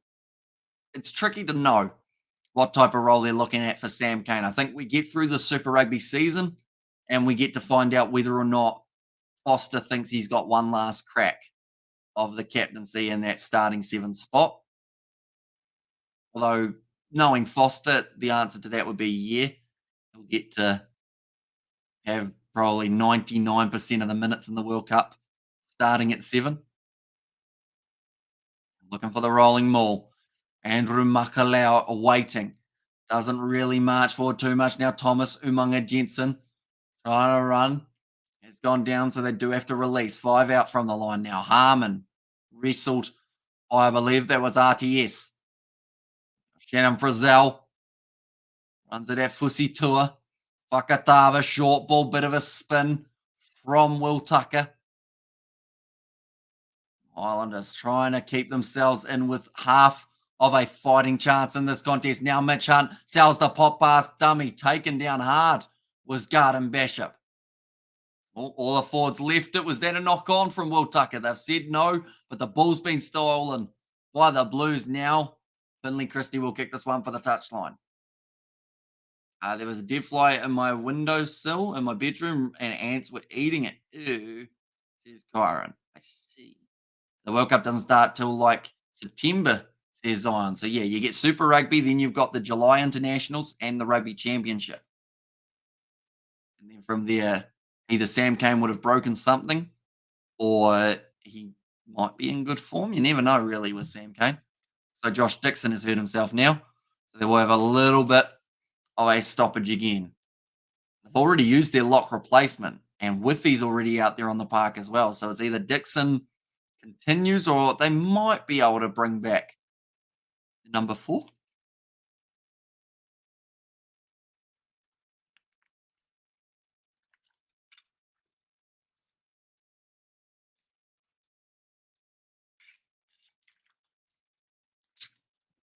Flies are protein bullets.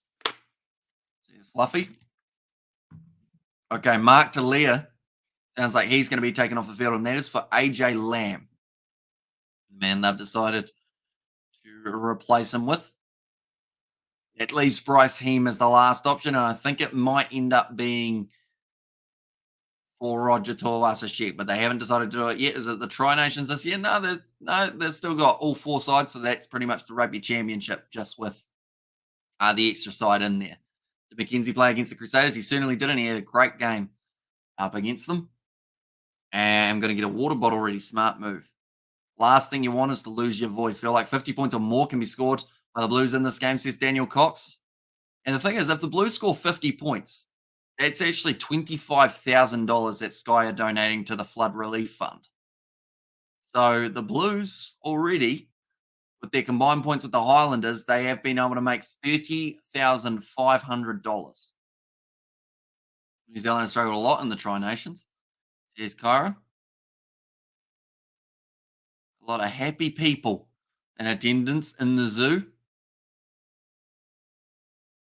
Don't recognise many people. That man's very tall. He's above everyone else by quite a distance. Right.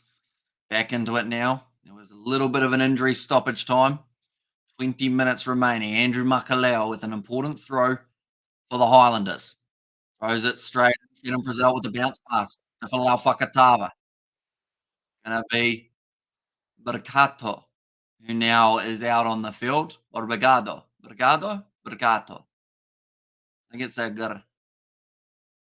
That is the change that they've had to make for Connor Garden Bishop. So no Jonah Nariki in this match, like I mentioned. He was maybe injured, and also AJ Lamb.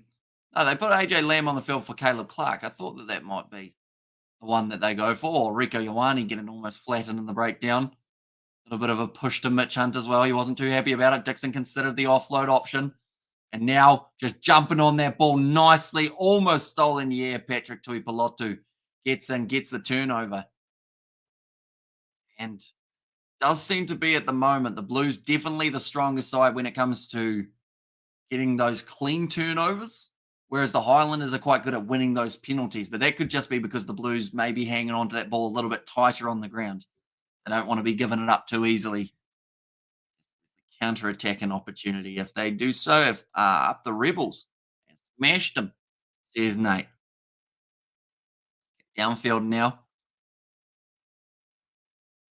25 meters out. Dixon not quite making the right decision there.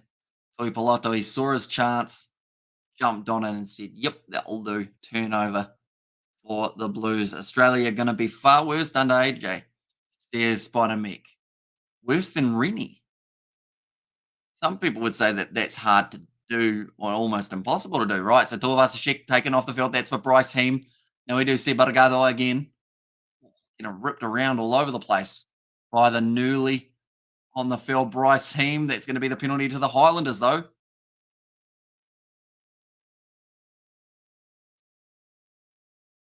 Right. Highlanders looking to keep this one downfield. So the Blues so far have scored, I believe they've scored 5 tries. And then the Highlanders have scored 2. So theoretically, there's actually still a bonus point on the board for the Blues. They could walk away with 5 points at this point of the match. But they need to keep that up. Best way of putting it. They can't afford to give away any other tries. A reminder to Highlanders fans, we beat you last time, says Amelia. I'm sure that will make them feel so much better, Amelia. Did Marika Cotton play for the Rebels? He did back in the day. And, that's dropped by Will Tucker, unfortunately. So the Highlanders giving up their opportunity to attack. But yeah, he went through that patch where he wasn't able to score a single try in about, I can't even remember how many games it was. It was some ridiculous number. And then when he started scoring, he just couldn't stop. And then that's actually kind of when he got the overseas offer, when he started scoring nicely. And I say it hurts, but Australia to win the World Cup. See his Fluffy there. Now, Odin Barrett and Hoskins too, just having a bit of a chat there. Barrett playing the full 80 minutes will certainly test out his fitness. He's normally in pretty decent shape, Bowden Barrett. Shouldn't be any problem for him whatsoever. Just didn't play preseason, that's all. And then Christie rolls that ball in again for the Blues. Told to use it now, Christie. Going off to Bryce Heem, short ball to Rico Ioane. Penalty again. The Blues are starting to get a little bit ill-disciplined out there for both of these sides. Just every breakdown at the moment seems to have some sort of penalty taking place. To be honest, Hamish Blues need to lose 2 or 3 games. Last year we came up short with 1 loss last season. I don't know. Blues finished at 2nd or 3rd spot, says Nate. And that's the thing. They always say that sometimes you learn more from a loss than you do from a win. It's actually what Norm Maxwell told me as well, ex-Crusader. Of course, he had his fair share of wins in his career, but he said that the losses are what really teach you. And I mean, for the Blues, they had a spectacular last year. And unfortunately for them, it just ended up going wrong at the final hurdle. Freddie Burns. And the opportunity now for the Highlanders, a debut. That is going to be for Umaga Jensen. Okay, interesting. That might mean that he's going to be the inside centre option for the Highlanders rather than Mitch Hunt going to 12 and having Freddie at fly half. Bit of a counteract there from Jonah Lowe. He's had a very quiet game. I think we've seen him touch the ball about twice now. Short ball from Christie. Mark Delia's dropped it now. Might have almost been knocked on. Yes, it was from the Blues, and the Highlanders now got themselves the scrum. And yes, sir, on Point Boss says Nate. I got a feeling in me bonus Australia to win at 100 to 1. Good odds. Says Fluffy.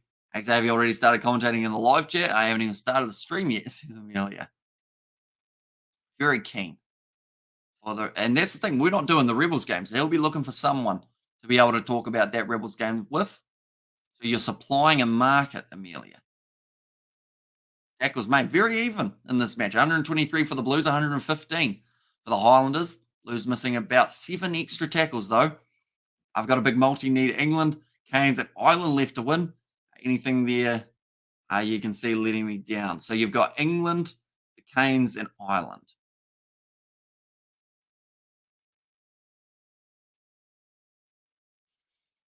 The Hurricanes Reds game is the one that I would say out of those is probably the most tricky, just because, like, the Reds, yes, we've seen them in preseason, but although it's not at Suncorp, if it was at Suncorp, I'd say the Reds.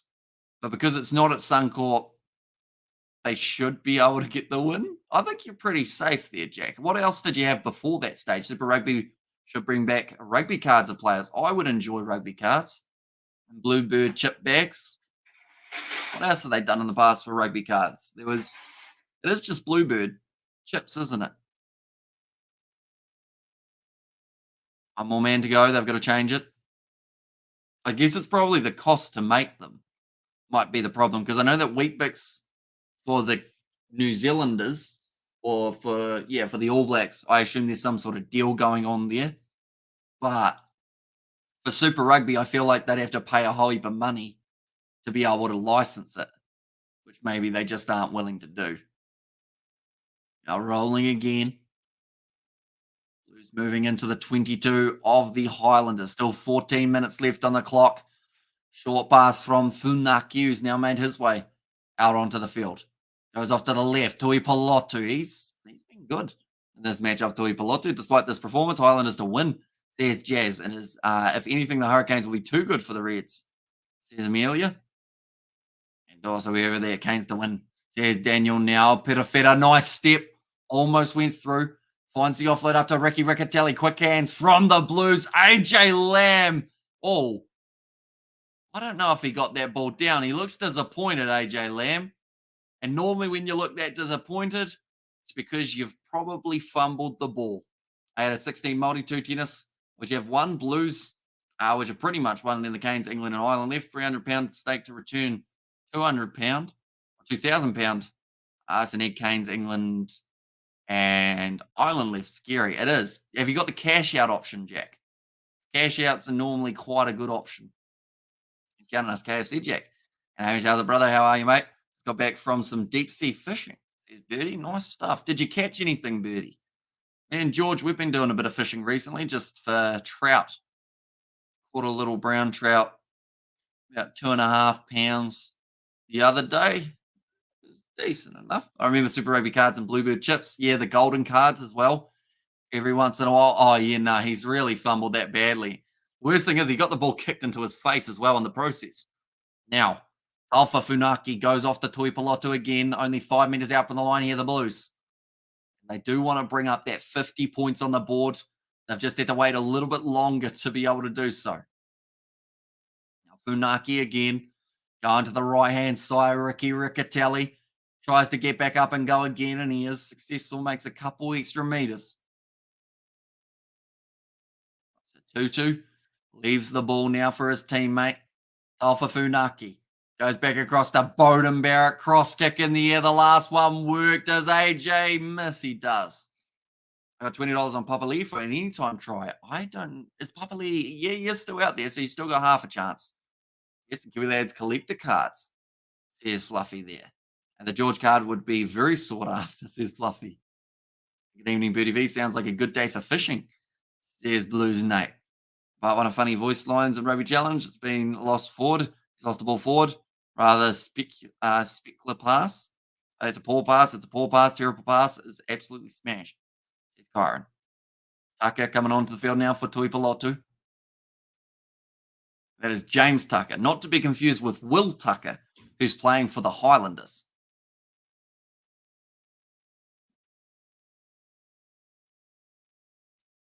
Not sure what they said there. I think it was KG13, which I'm not sure what that means, but I don't know if it was supposed to go over the back the way that it did, but Billy Harmon was able to clean it up.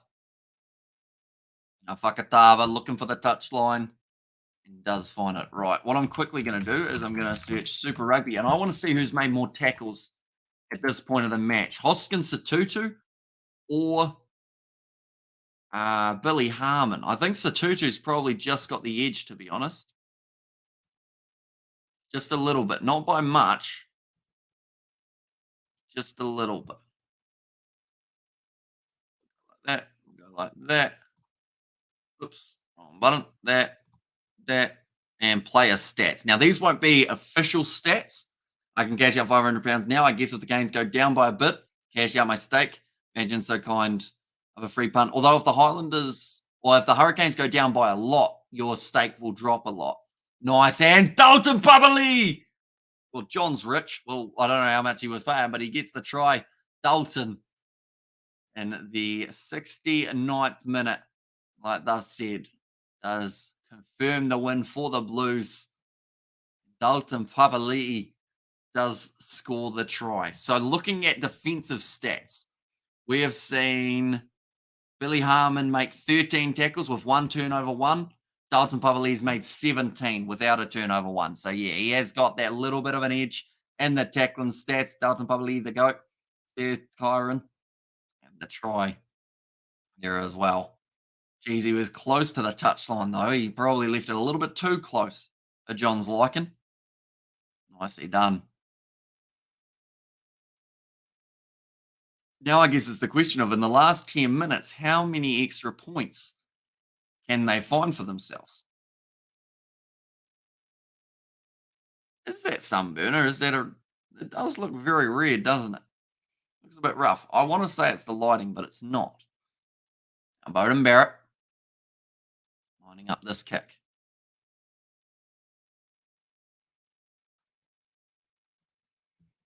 I said Bowden Barrett currently 100% from his kicking. This is the hardest of the day. What's the try count? So that is the 6th try now for the Blues. And Bowden just misses away to the right. So yeah, 6 tries for the Blues, 2 tries for the Highlanders. So they're currently sitting with that bonus point for the odds for the Blues, Hamish. I doubt that they've now got options to bet on them. Have they the score, Hamish says, Daniel, it is an automatic scoreboard. I have no control over it whatsoever. And Highlanders play a great Blues team. How do we see the Highlanders going this year? Better than last, surely, says Jack. It's hard to tell, to be honest, because, like, don't get me wrong, the Highlanders in their squad, they've got some good names, but something that normally hits them is those injuries. Like we've already seen that Jonah Nareki taken out of this game. I think that is due to an injury. We saw the early injury of Moreno Makaeli too. Josh Dixon might be nursing a bit of an injury as well here. So it's whether or not they've still got their like full side after a few rounds of the comp. It's going to be knocked back into the hands of Jonah Lowe. He's gone into touch. Yesterday, Crusaders lost with the bonus point. Is it Jason Ryan or Razor behind the Crusaders' wins the last couple of years? Is Lenny Apasai? I mean, I think a good mixture of both. One thing that the Crusaders always try and pride themselves on is that team environment. And I mean, when you've got a coach who break dances, normally, the team's got to be pretty close, don't they? And also, whatever Sam Kane do, Dalton can do it all. We do a review on this live stream or a separate one. So we'll still be on this same live stream that we do a little bit of a post-match review with Distracted Sports and Two Seds Rugby. They'll actually be from the same camera as well as they are together at the moment. Blues have spanked the Highlanders with a wooden spoon, says Cohen. And the Mighty Blues, says Nate. Highlanders, one more try, please, says Mr. Loom. Now going to have themselves a scrum feed here, so that is one benefit. 26 points difference. Currently, bonus point in play for the Blues. Time of the Canes kicking off. It is a 9:35 p.m. kickoff. So in 45 minutes time from now. going to be taking place. Looks like nappy rash. Well, I don't think my head's been anywhere near a nappy. So the only thing I can think of is, I mean, I had sunglasses on, but I don't think it was there.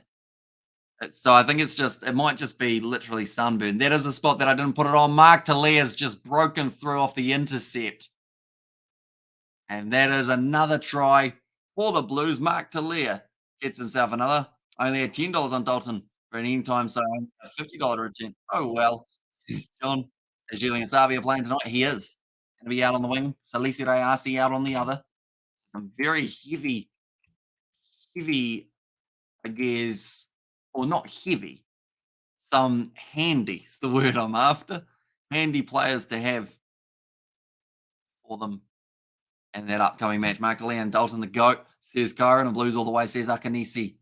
Now Hurricanes versus Reds will be like New Zealand versus Australia, says Kyron. And 2 cents gets distracted, and we already have a 50 in Super Rugby, says Sebastian. Yeah, it's the first week of the comp as well. Fair to say it's quite one-sided, although it's also very high scoring. So anyone who's wondering about what I was saying earlier on about like thousands of dollars being donated, pretty much it is anytime there's a point scored in a Super Rugby game, Sky are going to be donating $500 to the Flood Relief Fund. So for this game having 73 points so far scored, that means that Sky are going to be donating $36,500 based off this game. 2 more tries, Blues, just 2. Says Nate. And sorry, Landers, better luck next time. There is the 50 points up for the Blues. Says Daniel Cox. The Highlanders, can they get themselves one last try? Freddie Burns on the outside now, gives it off to Tucker. Jonah Lowe, player who I said earlier on had been quiet, and we haven't really seen him too much since. Go to the North Island Super Rugby, and the streak continues of away sides winning the first round of Super Rugby matches. Now Stella the dummy from Makaleo. Nice work from Gilbert to be in support. 25 out now from the Highlanders line, or the Blues line, in fact. The Highlanders still in possession. Daniel Leonard Brown.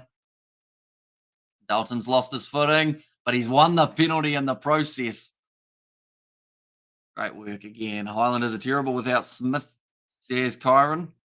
But then that can happen, having one player so prominent in a side for so long and then to lose them does sometimes take a bit of adjusting to. And they're definitely going to be happy when he's back in a couple of weeks' time. They won't have him for the Crusaders versus Highlanders match next week in Melbourne, which I'm sure they will be a little bit gutted about. But any game from then on, they should have him, which will be handy for the men in the navy blue. He's 50 points. Morning, Hamish. Morning, Carl.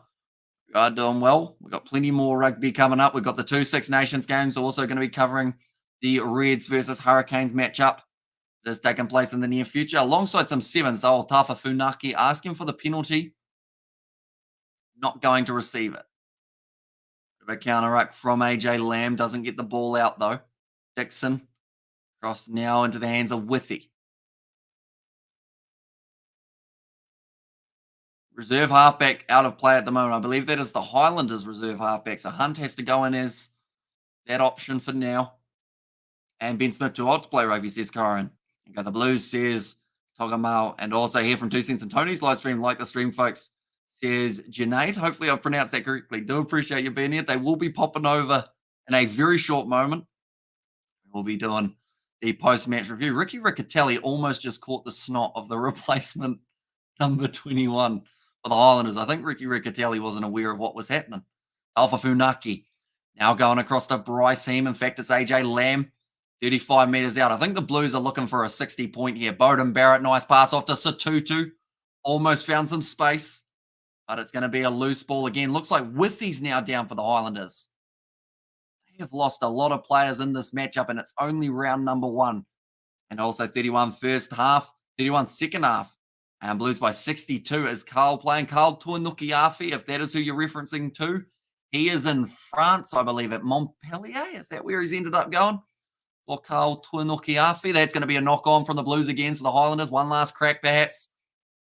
Wide slinging pass from Mitch Hunt. Now finds the hands of Bogado straight to Mark Delia. That's not where you want the ball to go because he will now run it back as hard as he can. Bumps off a tackle, bumps off another. Mark Delia in space. Ball on the inside was open, but decided to run it instead. Now offloads it to Hoskins Satutu. Thought about the pass. Should have done it because he's been dragged down 2 meters short of the line. Pop pass. Tariko Ioane, and it's another try for the Blues. Hey, if I talk fast, the rest of my face turns the same color as my sunburn. Might just have to do that. Is the acceptable or is the amount of handling errors unacceptable? I would say yes, but it is also round one. So as these sides gel more throughout the season, they should start to find a little bit more chemistry. And, as you get further through, the ball just sticks to the hands a bit more. The sheer amount of handling errors are just unacceptable. Or penalties as well, I would say both sides giving away a few too many in this matchup. Mark Talia just straight over the top. Who was that who got bulldozed over? I think that might have been Jonah Lowe. Unfortunately, the guy who hasn't had much of a performance in this game has now had another moment he will want to forget. Freedom, says Mr. Loom. And Blues Landers and Blues, yeah, possibly. I'm a Landers fan. Says Max and Mark Talia going full. Jonah Lomu on the wings. If Bowden Barrett sneaks us through, they are at 60. Massive for the Blues. I feel like the thing is, 2 Cents Rugby, Straight to Sports, both from Auckland. I think they're going to be smiling ear to ear when I have them on for the post-match review. I think they'll be 2 very happy individuals. Bowden Barrett sitting 8 from 9 tonight. His kicking has actually been very good this game. I gave him a bit of stick at the start of the match, saying that normally he can't line them up too well, but he's done well in this matchup. Oh, we will go like this. Highlanders sitting on 20, 60 for the Blues now. And there's still a minute left. So one thing that the crowd can't be disappointed with is the amount of points that we have seen in this game. Because it is flying. Thank you, Blues. Mark Talia, bolter for the World Cup. Oh, he's had a taste for the All Blacks jersey recently, hasn't he? With that little bit of an injury replacement. So there's a chance that he might make his way in. Definitely if he continues this form. But Taufa Funaki now going off to Cameron Suafua. Funaki again passes back to Bowden. High up into the Forsyth Barr sky. Talia again trying to line that ball up. He's trying to bounce it like it's a basketball. It's gone forward, knock on. Who was it? It was the Highlanders who did knock it on originally. And well, at the beginning, I said that there was going to be a one-sided match, and I was right. Ha! Says Cone. I imagine that was how you wrote it. Sorry. English is hard sometimes. That is going to be just about to the siren. Mark is already in the AB's right. Yeah, he was last time, so I believe he will get another crack. But they might go with the new look rugby championship side or the July international side, depending on what they're trying before the World Cup. Go the Blues. We also have refs times as well, Amish, because of all the injuries, says Daniel Cox. So, yeah, the sirens just sounded now. And Taufa Funaki, the option is there to kick this one into touch if they want to, but the Blues, oh, okay. It's a stoppage. We're going to be waiting just that little bit longer to either see one last attack from the Blues or them just boot the ball into touch. Call it a day with a 40-point difference. And also the hooter has gone off. Says Corona has, and that was only for end of tour. Says the Uso. Yeah, I'm hoping he makes it. Says the Uso there as well. See, Bowden's talking enough that it seems like they're going to do a set play. Because if they were just going to kick this ball into touch, he's had a big conversation with Bryce Heem there. Right. Advantage now for the Blues. Mark Talia goes off now to Bowden Barrett. Stephen Perifetta, good pace being shown. Finds AJ Lamb on the outside. Big fend. Bumping across the field. Almost. Yeah, Jonah Lowe gets the penalty. What do the Highlanders do now? It looks like they want to take the quick tap. The first half went for 45 minutes, so the second half has a good chance of going for 45 as well. It's the plan. Kicking for touch, says Mitch Hunt, and they do agree. Mark Talia should be an All Black. The loser Foster picks Kane instead, says Spider Meek. Although different positions, of course, but Dalton Pavali, if he keeps playing like he has in this game, he's made about 20 tackles, scored a try, getting turnovers. Like, it's pretty hard to say that he shouldn't get that starting lineup spot. Can Blues score one more with style, says Mr. Loom? It looks like the Highlanders want one more. Both of these sides don't want this game to end. They've been waiting patiently for months to get back out there for the Super Rugby competition, and now they do have a bit of a crack. Now, back across, Sam Gilbert. He's another name we haven't said too much of. Now, Daniel Leonard-Brown. Another run. Dixon. Going to Freddie Burns. And a huge game. Oh, Cameron Suafua gets the turnover. Now it's going to be Marcel Renata back across the Taufafunaki. No one wants this ball to go into touch by the looks of Rico. Now looking for his hat trick. He's got 2. Mark Talia also sitting on 2. Waiting for the possibility of picking up the 3rd. Adrian Chope passes back to Bryce Heem, who now almost went up a gap, but Shannon Frizzell makes the tackle on him. Taufafunaki, short ball. Talia's knocked it on. Tucker didn't want that ball, so he actually left it, and now the Highlanders are going for their own counter-attack. Now taken by Dalton. Advantage was over. He's allowed to get up and have another crack. 83 minutes through this match at the moment. Man, respect for offer, says Nate Bryce Heem. Tackled there by Josh Dixon. Slammed into the ground. It's gone backwards. Last thing either of these sides want is an injury now. Imagine if they play till 86 and Bowden does a calf or something. That would be worst case scenario. Turnover's good. Highlanders get the ball back. We're just playing a game of 7s at the moment. Everyone's just going to keep on having an attack in place. Now it's going to be Brigado, the Argentine. Now ball available again. Mitch Hunt doesn't kick it into touch. The Highlanders want another go. Freddie Burns with a chip and chase. Taken by, was that Bowden Barrett? Yes, it was. Flicks on the inside too. AJ Lamb, bit of silky skills from the Blues. Adrian Choke now charges up to the 22. Do a drop goal, Bodie, says Kyron. And Papalier shouldn't warm the bench. Sam Kane this one. Well, Sam Kane the one. Now it's stolen by the Highlanders again. Shannon Frizzell going to have another go. Crowd are getting their money's worth. They've got the advantage now for the Highlanders. They won't want the advantage to end either. Now Mitch Hunt tries to go up the middle, tackled by James Tucker. Good discipline from both sides, though. Neither one giving away the penalty. I think they're both just waiting for their opposition to kick it out. Daniel Leonard-Brown. Now Adrian Choate looking for the turnover. Doesn't get it.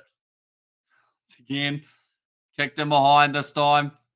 Going to be close to the touchline. Oh, he stayed in. Perafeta. And now the game's going to continue because he decided to go for the grubber again. Freddie Burns. Back across. We're up to 85 minutes. Mitch Hunt now tries the grubber and knocks favorably for Billy Armour. The ball sits up. He's dropped it on Diddy. He flicks it on the inside. Embargado, the Argentine, on debut. Gonna score the try between the sticks. In the 85th and a half minute, the crowd are absolutely loving it. They've had a 92-minute game of rugby here. Imagine this went up to 100 minutes. They were trying, but Vergado does score the try. First of his career for the Highlanders.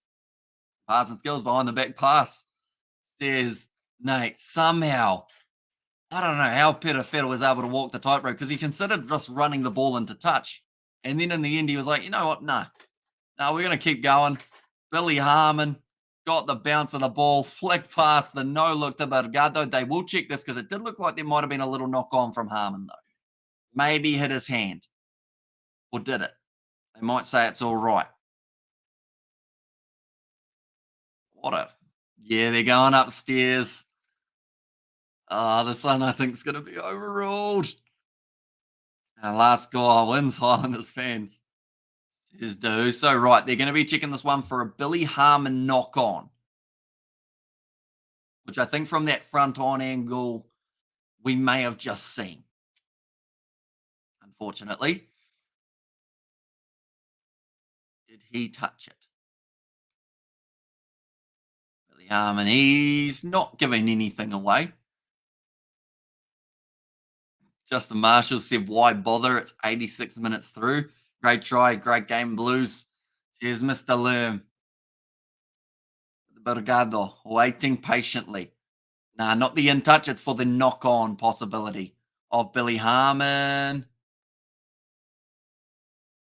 Yeah, that. Oh, yeah, no, that's a knock on. That's going to be no try. Bergado has to wait a little bit longer before he gets himself his first try for the Highlanders. This angle will show it as well that Billy Harmon, it just hits that right hand. How did he not feel that? And how did he think that they weren't going to go back to look at it? Sorry, Landers fan, but the Landers suck. Says Daniel. Yeah, overall, Bergado does not get the try. It's kind of taken the sails or the wind out of the sails of the Forsyth Barr crowd. They're booing it, but it's a clear knock on. That was entertaining, though. It was. Both sides just willing to play those extra few minutes. Lucky says the Uso record-breaking win against the Highlanders. They've just said 60 points to 20. So like I mentioned, I'm going to be joined by two guests in a very short moment. They are both Blues supporters. So they'll be pretty happy. But we'll have a post-match review, a very brief one, and then we are into the next match, which is taking place between the Hurricanes and the Reds, which is not too far away. That will be an intriguing game. Against the Hurricanes are the away side, and every away side so far has managed to get themselves the win. And that trend has continued throughout 4 matches so far. Of course, the Drua, the Brumbies, the Chiefs, and now the Blues add their name to that list. But this game, there was a bit of back and forth in that middle stage of the first half. We watch the highlights. Super Rugby YouTube channel, best bet for you. And they will be up in maybe about, I want to say they'll be up in about maybe 15 minutes. They're normally pretty quick. I got your boss put Tony on mute, although also he will be with 2 sets. So I don't think I can mute them both. That wouldn't work too well. I want to go, I'll be watching on Prime in 2 sets, says Connor. He's come from 2 sets. And lads, we can say terrible Landers, right? I mean, it's a bit of a shame because they did well to a certain extent at that little moment near the end of the first half when they had the man advantage. They got themselves a couple extra tries, but they didn't get any points in the second half. 2 sets raid, says Junaid. They're welcome in. Everyone, hope you're all doing well. Tony will be clicking frantically trying to find that link. Anyone wondering why I look so red? I do not know. I'm just very, very red. And 2 cents stream rate. I think this is our first stream rate, to be honest, on the channel. Tony and Mark both say it's a mediocre stream compared to theirs, says Jake. I think they're talking a bit of trash behind their back. Although Tony came on the channel for about an hour and a half for a post-match review. And let's go, says the Daramundi. And like the stream says, Junaid, yeah, anyone who hasn't already, be sure to leave a like and subscribe. Xavier, Roger is a bad boy, yellow Roger. Who's Roger? Oh, Roger Tavasishi. Got confused. Here with 2 cents, says 18. Good scoreline for my OCD. Come on, the Blues. And 2 cents sent us here, says Danny. So I do appreciate you all tuning in. I'm sure they aren't too far away. I'm sure they're very happy as well. Both supporters of the Blues, they are going to be over the moon about this one. A record-winning win for the Blues and the 4th away side in a row to get themselves a victory. So it seems like the trend is continuing to just keep on going. Maybe the Hurricanes and Rebels, they both get themselves the win. We'll have every away side winning, which I don't think has happened for a little while. Where am I? I followed the links, says April 2. Welcome in. And 50 likes, can we get it to 70, folks, says Junaid. And I see 2 guests in the bottom of my screen. So, ladies and gentlemen, some of you will already know Tony. He was on the channel yesterday. We had a bit of a catch-up. He was trying to teach me how to get women. So he is going to be joining me for this post-match review. And next to him, a collaboration probably about 3 years in the making that should have happened by now, but we always end up with that little bit of a last-minute hurdle. He's here now, ladies and gentlemen. A lot of you already know him. Some of you will know him as Mark. Some of you will know him as 2 Cents Rugby. Ladies and gentlemen, my 2 guests from the Distracted Sport and 2 Cents Rugby channel. Hello, boys. How we going? Hello. Hey, Mish. Nice to meet you in person, I guess. Well, in virtual form. Yeah. You boys are smiling ear to ear. Look, this is a huge moment just to be in the room. Like these 2 absolute colossuses of New Zealand rugby YouTubing coming in contact. Wow, I've got a semi straight off the bat. I've got to be lucky I zoomed in. yeah. I've got a Calendaris. Well, how Well, are you, boys. Hamish? I'm doing very well. I'm very red. I don't know why. I think I got sunburnt, unfortunately, but you guys will be happy with that result, won't you? Blues record-winning win. Yeah, Yeah, that was pretty tidy. it was. Mark Talia, goodness gracious me. Exactly. Two Harbour boys absolutely ripping it up this weekend. Shooter McGavin and Mark Talia are absolutely killing it. You know who I'm saying when I say Shooter McGavin? Shooter Stevenson? Now, I was going to say Sean Stevenson. Probably. Yeah. You got it. Yeah. They He might be too young for that reference. It's a Happy do Gilmore. you know reference. Happy Gilmore? I love Happy Gilmore. Okay. Oh, okay. My Very dad's good man. favourite Very movie. awesome. So, seen it quite a few times.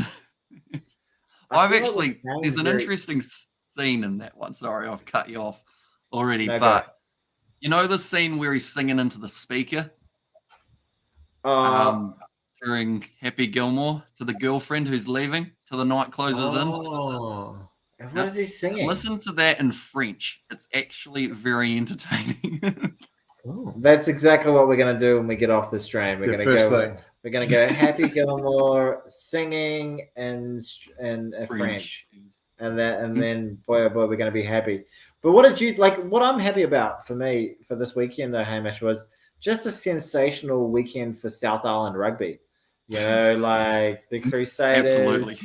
and the Highlanders really did it well for the South Island this weekend. Yeah, it's not looking flash, is it? No, it wasn't looking flash at all. Well, I think the Crusaders are always going to do what the Crusaders do, and they're going to end up winning the whole bloody comp probably. But they didn't look flash last night, and the Highlanders looked worse. Yeah, even worse. It's interesting because both sides, Crusaders and Highlanders, had pretty dodgy pre-seasons. Yeah. Your warm-up games. And it seems to be those sides that have had good pre-seasons. Like the Blues, their game up against the Chiefs wasn't great, but they still scored a lot of points. So I feel like the 60 points that they've put on now, everyone's gone, okay, maybe they've warmed up. Good to go. She's a quality backline, isn't it, Mark? Yeah. No, I mean, Peter Fitter as well. I mean, Talia was on fire, but Peter Fitter just looked very comfortable, didn't he? So, very encouraging for the Blues. I don't think it's quite as impressive as going to Christchurch and knocking off the Crusaders, because the Highlanders, you know, they struggled a wee bit last year as well. But still, I don't think anybody saw 60-20 coming, did they? Yeah, see, that little patch in the middle, Bowden Barrett, great game with the kicking tee, which was nice. Yeah, he only missed the last kick, didn't he? Well, no, he missed the second to last kick. But he did kick pretty well. Can I ask you a question though, Hamish? On your live chat, Tony. What was the most? Well, let's compare. What was the most inappropriate thing you guys talked about on your live chat? Most inappropriate thing. Luke was telling us about how there's a 19-year-old boy dating a 13-year-old girl at his high school. Oh, that's a wee bit dodgy. That's quite. Yeah, that's someone who can vote with someone who can't drink. Yeah, that's someone kind of adult-like with somebody who's kind of pubescent. Yeah. That's not a good look.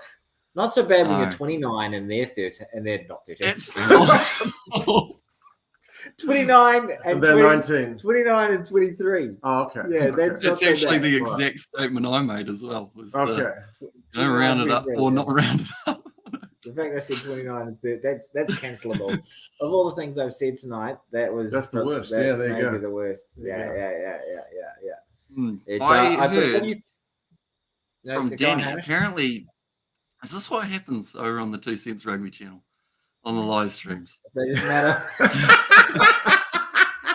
It did. Oh, yeah. Danny Tanner. I love the full house. That's great. Nice work, Danny. It was a mixed bag. If there was some rugby and what goes on tour stays on tour, Danny. Yeah. There was some other stuff going on. So. Yeah. We did actually realize that we were gay at one point. Yeah. But it happens. It happens. You know, that's life. That's just things happen. People change. As you get a bit older, you discover new things about yourself. You know. But last night, I think we should pick this back up where we left off last night. We talked about not picking up ladies, but talking to ladies, because Hamish, you know, lucky in life, not so lucky in love so far.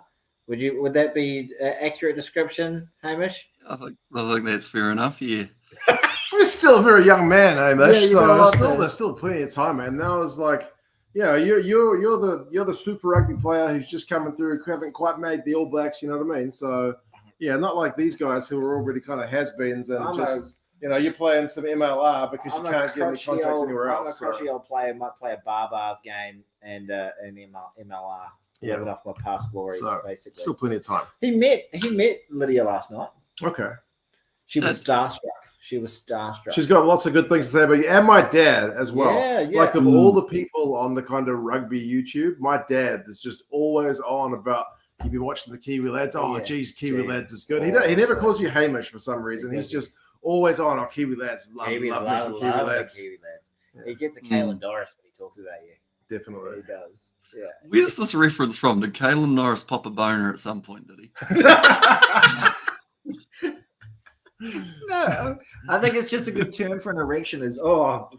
Jeepers, I'm striking up a Kalen Doris. He's been playing some hard rugby. So. Yeah, he's been playing so well that playing so well he's synonymous with an erection. Yeah, to put it bluntly. Yeah, exactly. So where to for the Highlanders from here, mate? Where do they go? Yeah. It's tricky because they lost Nariki before the match started. So I don't know whether he's injured for a long time or just a couple more weeks out because he was supposed to be starting, wasn't he? Yeah. And on that left wing. Marino Makeli too. Hopefully nothing too serious there. Yeah. It's kind of looking like the same as when they had that year how everyone was injured and they had like random guys coming in because they just couldn't field a team. But next game up against the Crusaders, it's going to be the 2 out of form side. So that's probably their best chance to win. But you can't see the Crusaders losing 2 in a row, surely. Yeah, although we said that about the All Blacks last year with Ireland, right? Yeah, exactly. But you could say that this actually sets up a really good clash because they'll both be really desperate to put on not just winning, but really better performances. Like you got to think that they're both actually going to step up. But like I think the game that we spoke about it briefly on our chat, the one that I'm looking forward to most at the moment is actually the Crusaders versus the Drua in Suva. I think that is going to be a massive game. I think it's going to be a big challenge. It's going to be a little bit, the old days of the Warriors where the Warriors would lose literally every game away, but Ericsson, Mount Smart became a bit of a fortress. I think Suva might be a bit of a fortress for the Drua. So, because it's pretty intense there. Because how many home games do the Drua have this year in Fiji 6. rather than 6? Why Why don't Moana Pacifica get right? What's that? Why don't Moana Pacifica get more games in the Pacific their home Islands? game, their home stadium Mount Smart. is Mount Smart. I think that's a contractual thing. I think they're basically part of them getting signed on with Super Rugby was them, signed on for games at Mount Smart. So that's kind of a done deal. But I'm sure they would get massive support. Like the games in Fiji have been some of the best. Look at you. Connor was on our chat and now he's giving you some cash. It's nice. Go on, Connor. What is CA? Is that California? No, that's Canadian. Yeah. California currency. Split away from the States. Did you know one of Hamish's secret skills is he has the ability to identify every international map of a country on the planet. Basically, you show him a map, he'll be like, "Boom!" I'm pretty good with maps. Oh, I don't know if I'm good as good as I'm the flags. I'm flags, not maps. I'm also pretty good with flags. Sorry, I was meaning. God, I'm just retarded. I'm sorry. I was meaning flags, not maps. I'm also pretty solid with flags. Okay, well, we're gonna have a challenge.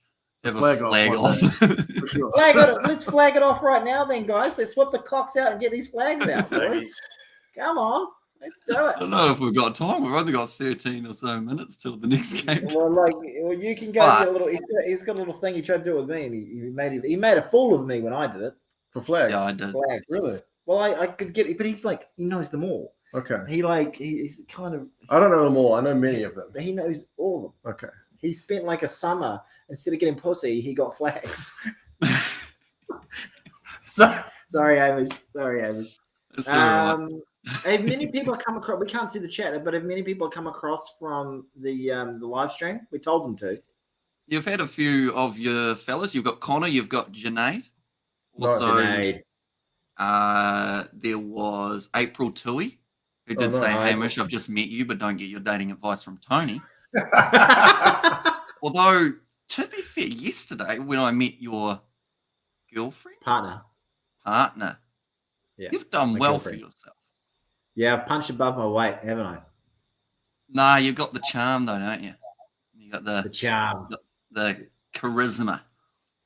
You do too, mate. You do too. You just go, because I was trying to give the young men some. I was fucking hammered last night when I was talking to them, Right. and I was trying to give them advice. And the first piece of advice, I think you'll agree with this, is like when you talk to a woman, Right. be clean and have clean clothes on. Oh, for sure. Like it's just fundamentals. If you're Dress for success, right? yeah, 100%. If you haven't had a shower that day and you're wearing clothes that haven't been washed, it's not going to go well. You're going to look a little bit scungy, and you're going to smell a little bit scungy, and at that time in life you can ignore that stuff quite easily. First impressions, man. Yeah. Wear clean clothes and be clean. That's number one piece of advice. Yeah. Firstly, and because they're going to be open to talking to you, they're going to be like, just smile, but not creepily. Don't be Smiling. Aye. Smiling is a good thing. Yeah. Yeah, give us your okay, let's do a little role play. Okay, so Mark, you be your girl. So how about those Blues, eh? Is this I like how it's a post-match review. We mentioned the score. Too much into it.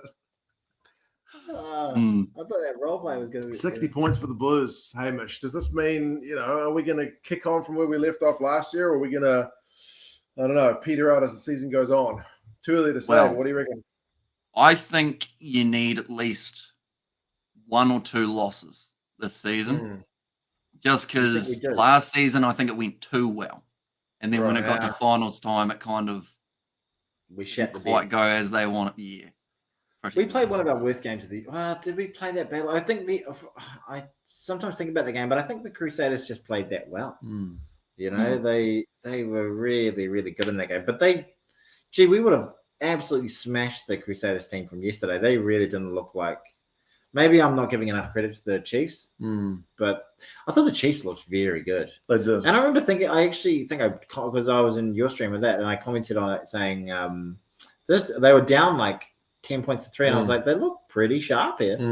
That Chiefs team. They just needed to get that one chance, eh? Like they'd been knocking on the door for a while, and they needed to just get that chance. And when they did it, they just seemed to be playing with confidence, whereas the Crusaders were on the back foot. Yeah. Whereas this one, I mean, the Blues, some of those tries were insane for first game of the season. Yes. Like some of the skills. You know how he calls himself like a rugby YouTuber and tries to know everything about rugby and the names of the players and watches all the games. He didn't watch Moana Pacifica play the Drua. Or was it the zoo? He was at the zoo. You were at the zoo, But not the Highlanders Zoo. No, not that zoo. He was watching hippos and rhinos. This is one of the things. Well, there's no hippos at the zoo, but they did have rhinos. There used to be hippos. There's not anymore. You haven't been to the zoo for a long time. I've been to the zoo recently. No, there's no hippos there. Was I mentioning them? Do you want to bet money or what? I'm going to stop taking acid and going to the zoo. No, there's no hippos. But yeah, that's the one. That would be quite a trip, wouldn't it? Yeah, having children means trips to the zoo. So yeah, I missed that game, but by all means, by all accounts, it was a bit of a cracker. No, it was good. Like every time Moana Pacifica scored, Fiji and Drua would score, and then it was back and forth. And the Drua, that was the only time they had been in the lead for that matchup. Was at the final moment. Force versus Rebels prediction from Xavier. I think the thing is, if the trend continues, the Rebels have a good crack because every away side is won. I think I tipped the Force, but I remember during the off-season, the Force have made a lot of changes in their personnel, and sometimes it takes a wee while for all that new kind of blood to gel in with each other. So if there is a time for the Rebels to maybe catch the Force on the hop, maybe it is this first kind of game. Hard, though. It's like trying to choose between like a cock burger and a shit sandwich. Like, which one is worse? Like, they're the two teams that neither of them are going to make the finals, are they? Probably. They're unlikely. Yeah, so it's one of those ones where it's just like, who's the worst of that? Well, I'd like to see them get up. I think the good people of Perth deserve a good rugby team. There's a lot of good rugby lovers out there. I don't feel like Melbourne deserves a good rugby team because they don't give a crap about it. They don't like it. They go there because it's the market. They don't go there because there's passion, for the actual game. And none of the players are from Melbourne. There's a few. There's a handful. Who? I think Rob Leota's from Victoria. All right. That's the one. There's more, but I can't There's remember. a squad of 30 players, probably more actually. And there's one Victorian. There's a few. There's a handful. Yeah. So I think the I feel Western like Force 2 years ago, when they had like Rob Carney and also a few Argentinians, they were almost there, and then they lost like all their players.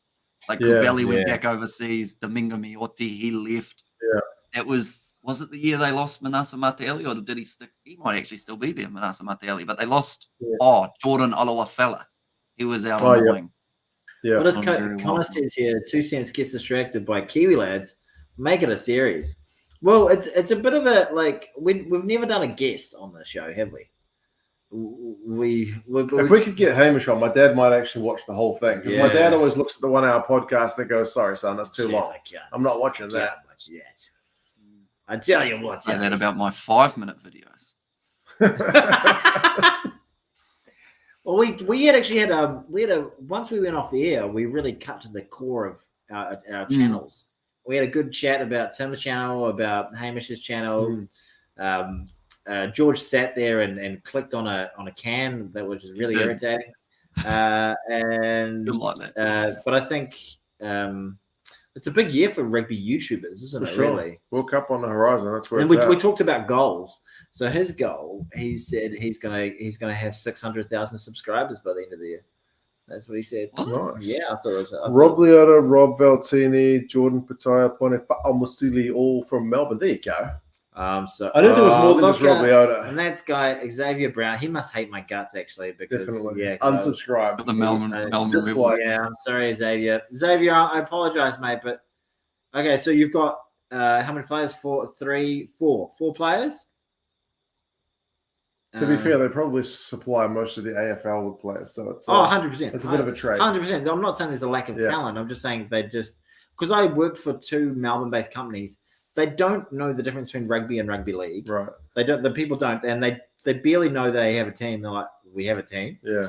And they really just don't give a rat's ass about rugby. Like they're not apart from that guy, that one dude. What was his name again? The guy who just made a bit of a contribution. Xavier. Sorry, Xavier. I admire you, Xavier. There's certainly a few diehard fans in Melbourne, definitely. Look at our man, Junaid. Yeah. Oh, sorry. I think being a rugby union fan in Melbourne is probably like being, I don't know, what kind of fan here in Auckland, being like an NFL fan or something. A fan of Batonk. It's like almost that niche. It's a pretty niche market. Yeah. Because I remember talking to because I work with a couple of guys over there who just love their sports, like diehard AFL, but knew everything that was happening in the tennis, knew everything that was happening in the cricket, and they would go, I know some rugby players, and they'd be and they'd have to scratch their memories, like George Gregan, is that a name? John, and they'd remember guys from 91, when they won the World Cup. Yeah, that was I'd say the blue ones. Has he frozen? Is it us or is it him? Is it you or is it me? I wonder if we're still live. Are we still live? Should I check out what's actually happening on this? Yeah. Red or blue Powerade Zero? I don't think I've ever had either. I've had blue. Okay. Oh.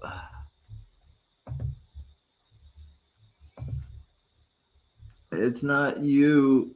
Oh, there we go. He's frozen. We're still here. We're still live. We're hosting the Kiwi Lads. Welcome to the Kiwi Lads, everybody. Okay, we weren't sure if it's us or whether it was Hamish that was frozen. It's Hamish.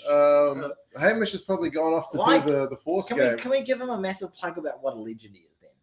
He's a legend. He really is. He just goes back to back to back. Look, it's really just us. People tell me, sometimes I'll do a live stream, you're going to go back to back. And I'm like, I don't know. Back to back's pretty hard. He'll do 4 games in a row. The energy and the effort. The man doesn't need sleep. I'm pretty sure he's some sort of vampire. Yeah, he's incredible. Yeah, exactly. I told you, I said my dad loves him. My dad loves him. Yeah, exactly. Everyone gets a Highlanders over old. And people sometimes are on my one, like, why are you talking so much bollocks? Would you please call the game? And I'm always like, no, you want to go Kiwi lads. Yeah, 100%. Get the Kiwi lads. If you're going to come on, yeah, you're it's a reaction, not a commentary, is it? That's Whereas right. He does a legit. He's doing legit play-by-play commentary with interactions with the chat. That's pretty good. And like, come on, guys, let's give him some freaking money, you cheapos. Come on, let's get these donations going. Woo! Money! Money! Sorry, I'm screaming money at everybody. Anybody got some cash out there? Just got 60 likes. Oh, Sinead's doing the like drive. For yes, Good like man. drive. Here we go. This because honestly, I went on. Sorry, I hate to say this to the audience here.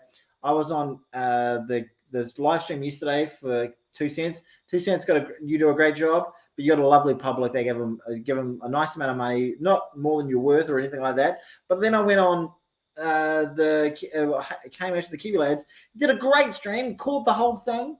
And you got $5 from me. Oh. Come on. Oh, there we go. Tesla's just Tesla for that work. Woohoo! Yes, man. Tesla. We can't actually. This is for Hamish. We can't load it. We can't bring it up. We would love to pop it up, but we are not in control. We don't have that ability. We're just guests. Apparently. We're the guests. We are the Kiwi lads. Yeah. We are the Kiwi lads. He's supposed to be doing this game in like a couple of minutes. Oh, yeah, he is. Oh, okay. Well, we can't log him off. I don't think so. We can leave, but then the stream just sits I've got his here. phone number. Maybe I should give him a bell. Okay. See what he's doing. But yeah, come on, to get some more money. Thanks, Tesla. That's good. Hamish does a great job. Oh, there we go. That's my phone. Okay. I just wanted to find it. Oh, fair enough. It's just me now. I am the Kiwi lads. You are the Kiwi lads. This is the best thing that's ever. No, it's not great to not have Hamish here. Yeah. But the fact, because I thought it must have been us. Yeah, I thought we were frozen, and then it's Hamish. Lads have been taken over. Yeah, this is a take. This is a 2 cents gets distracted take. I swear we didn't plan this. No, it was not planned at all. It was a great moment when we realized it was us. Yeah, because we saw him freeze. I assumed it was us as well. But anyway, maybe if he's lost his internet.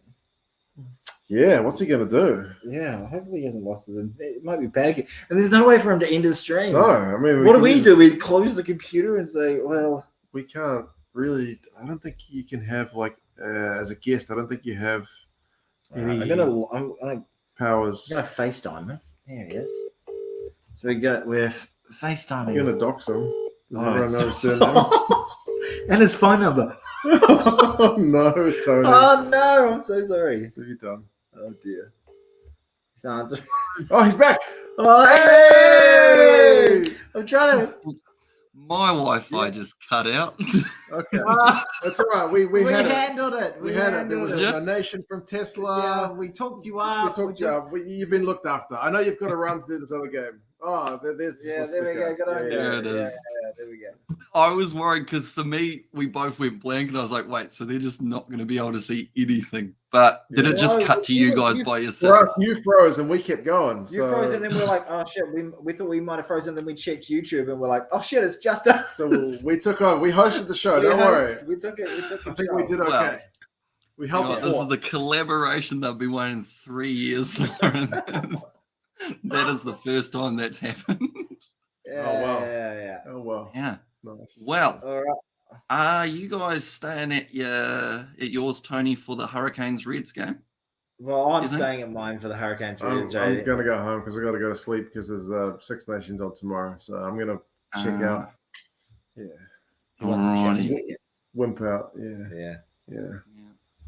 Great stuff. There we go. Thank you very much. There you go. You got $10. Good one, Milo. Nice.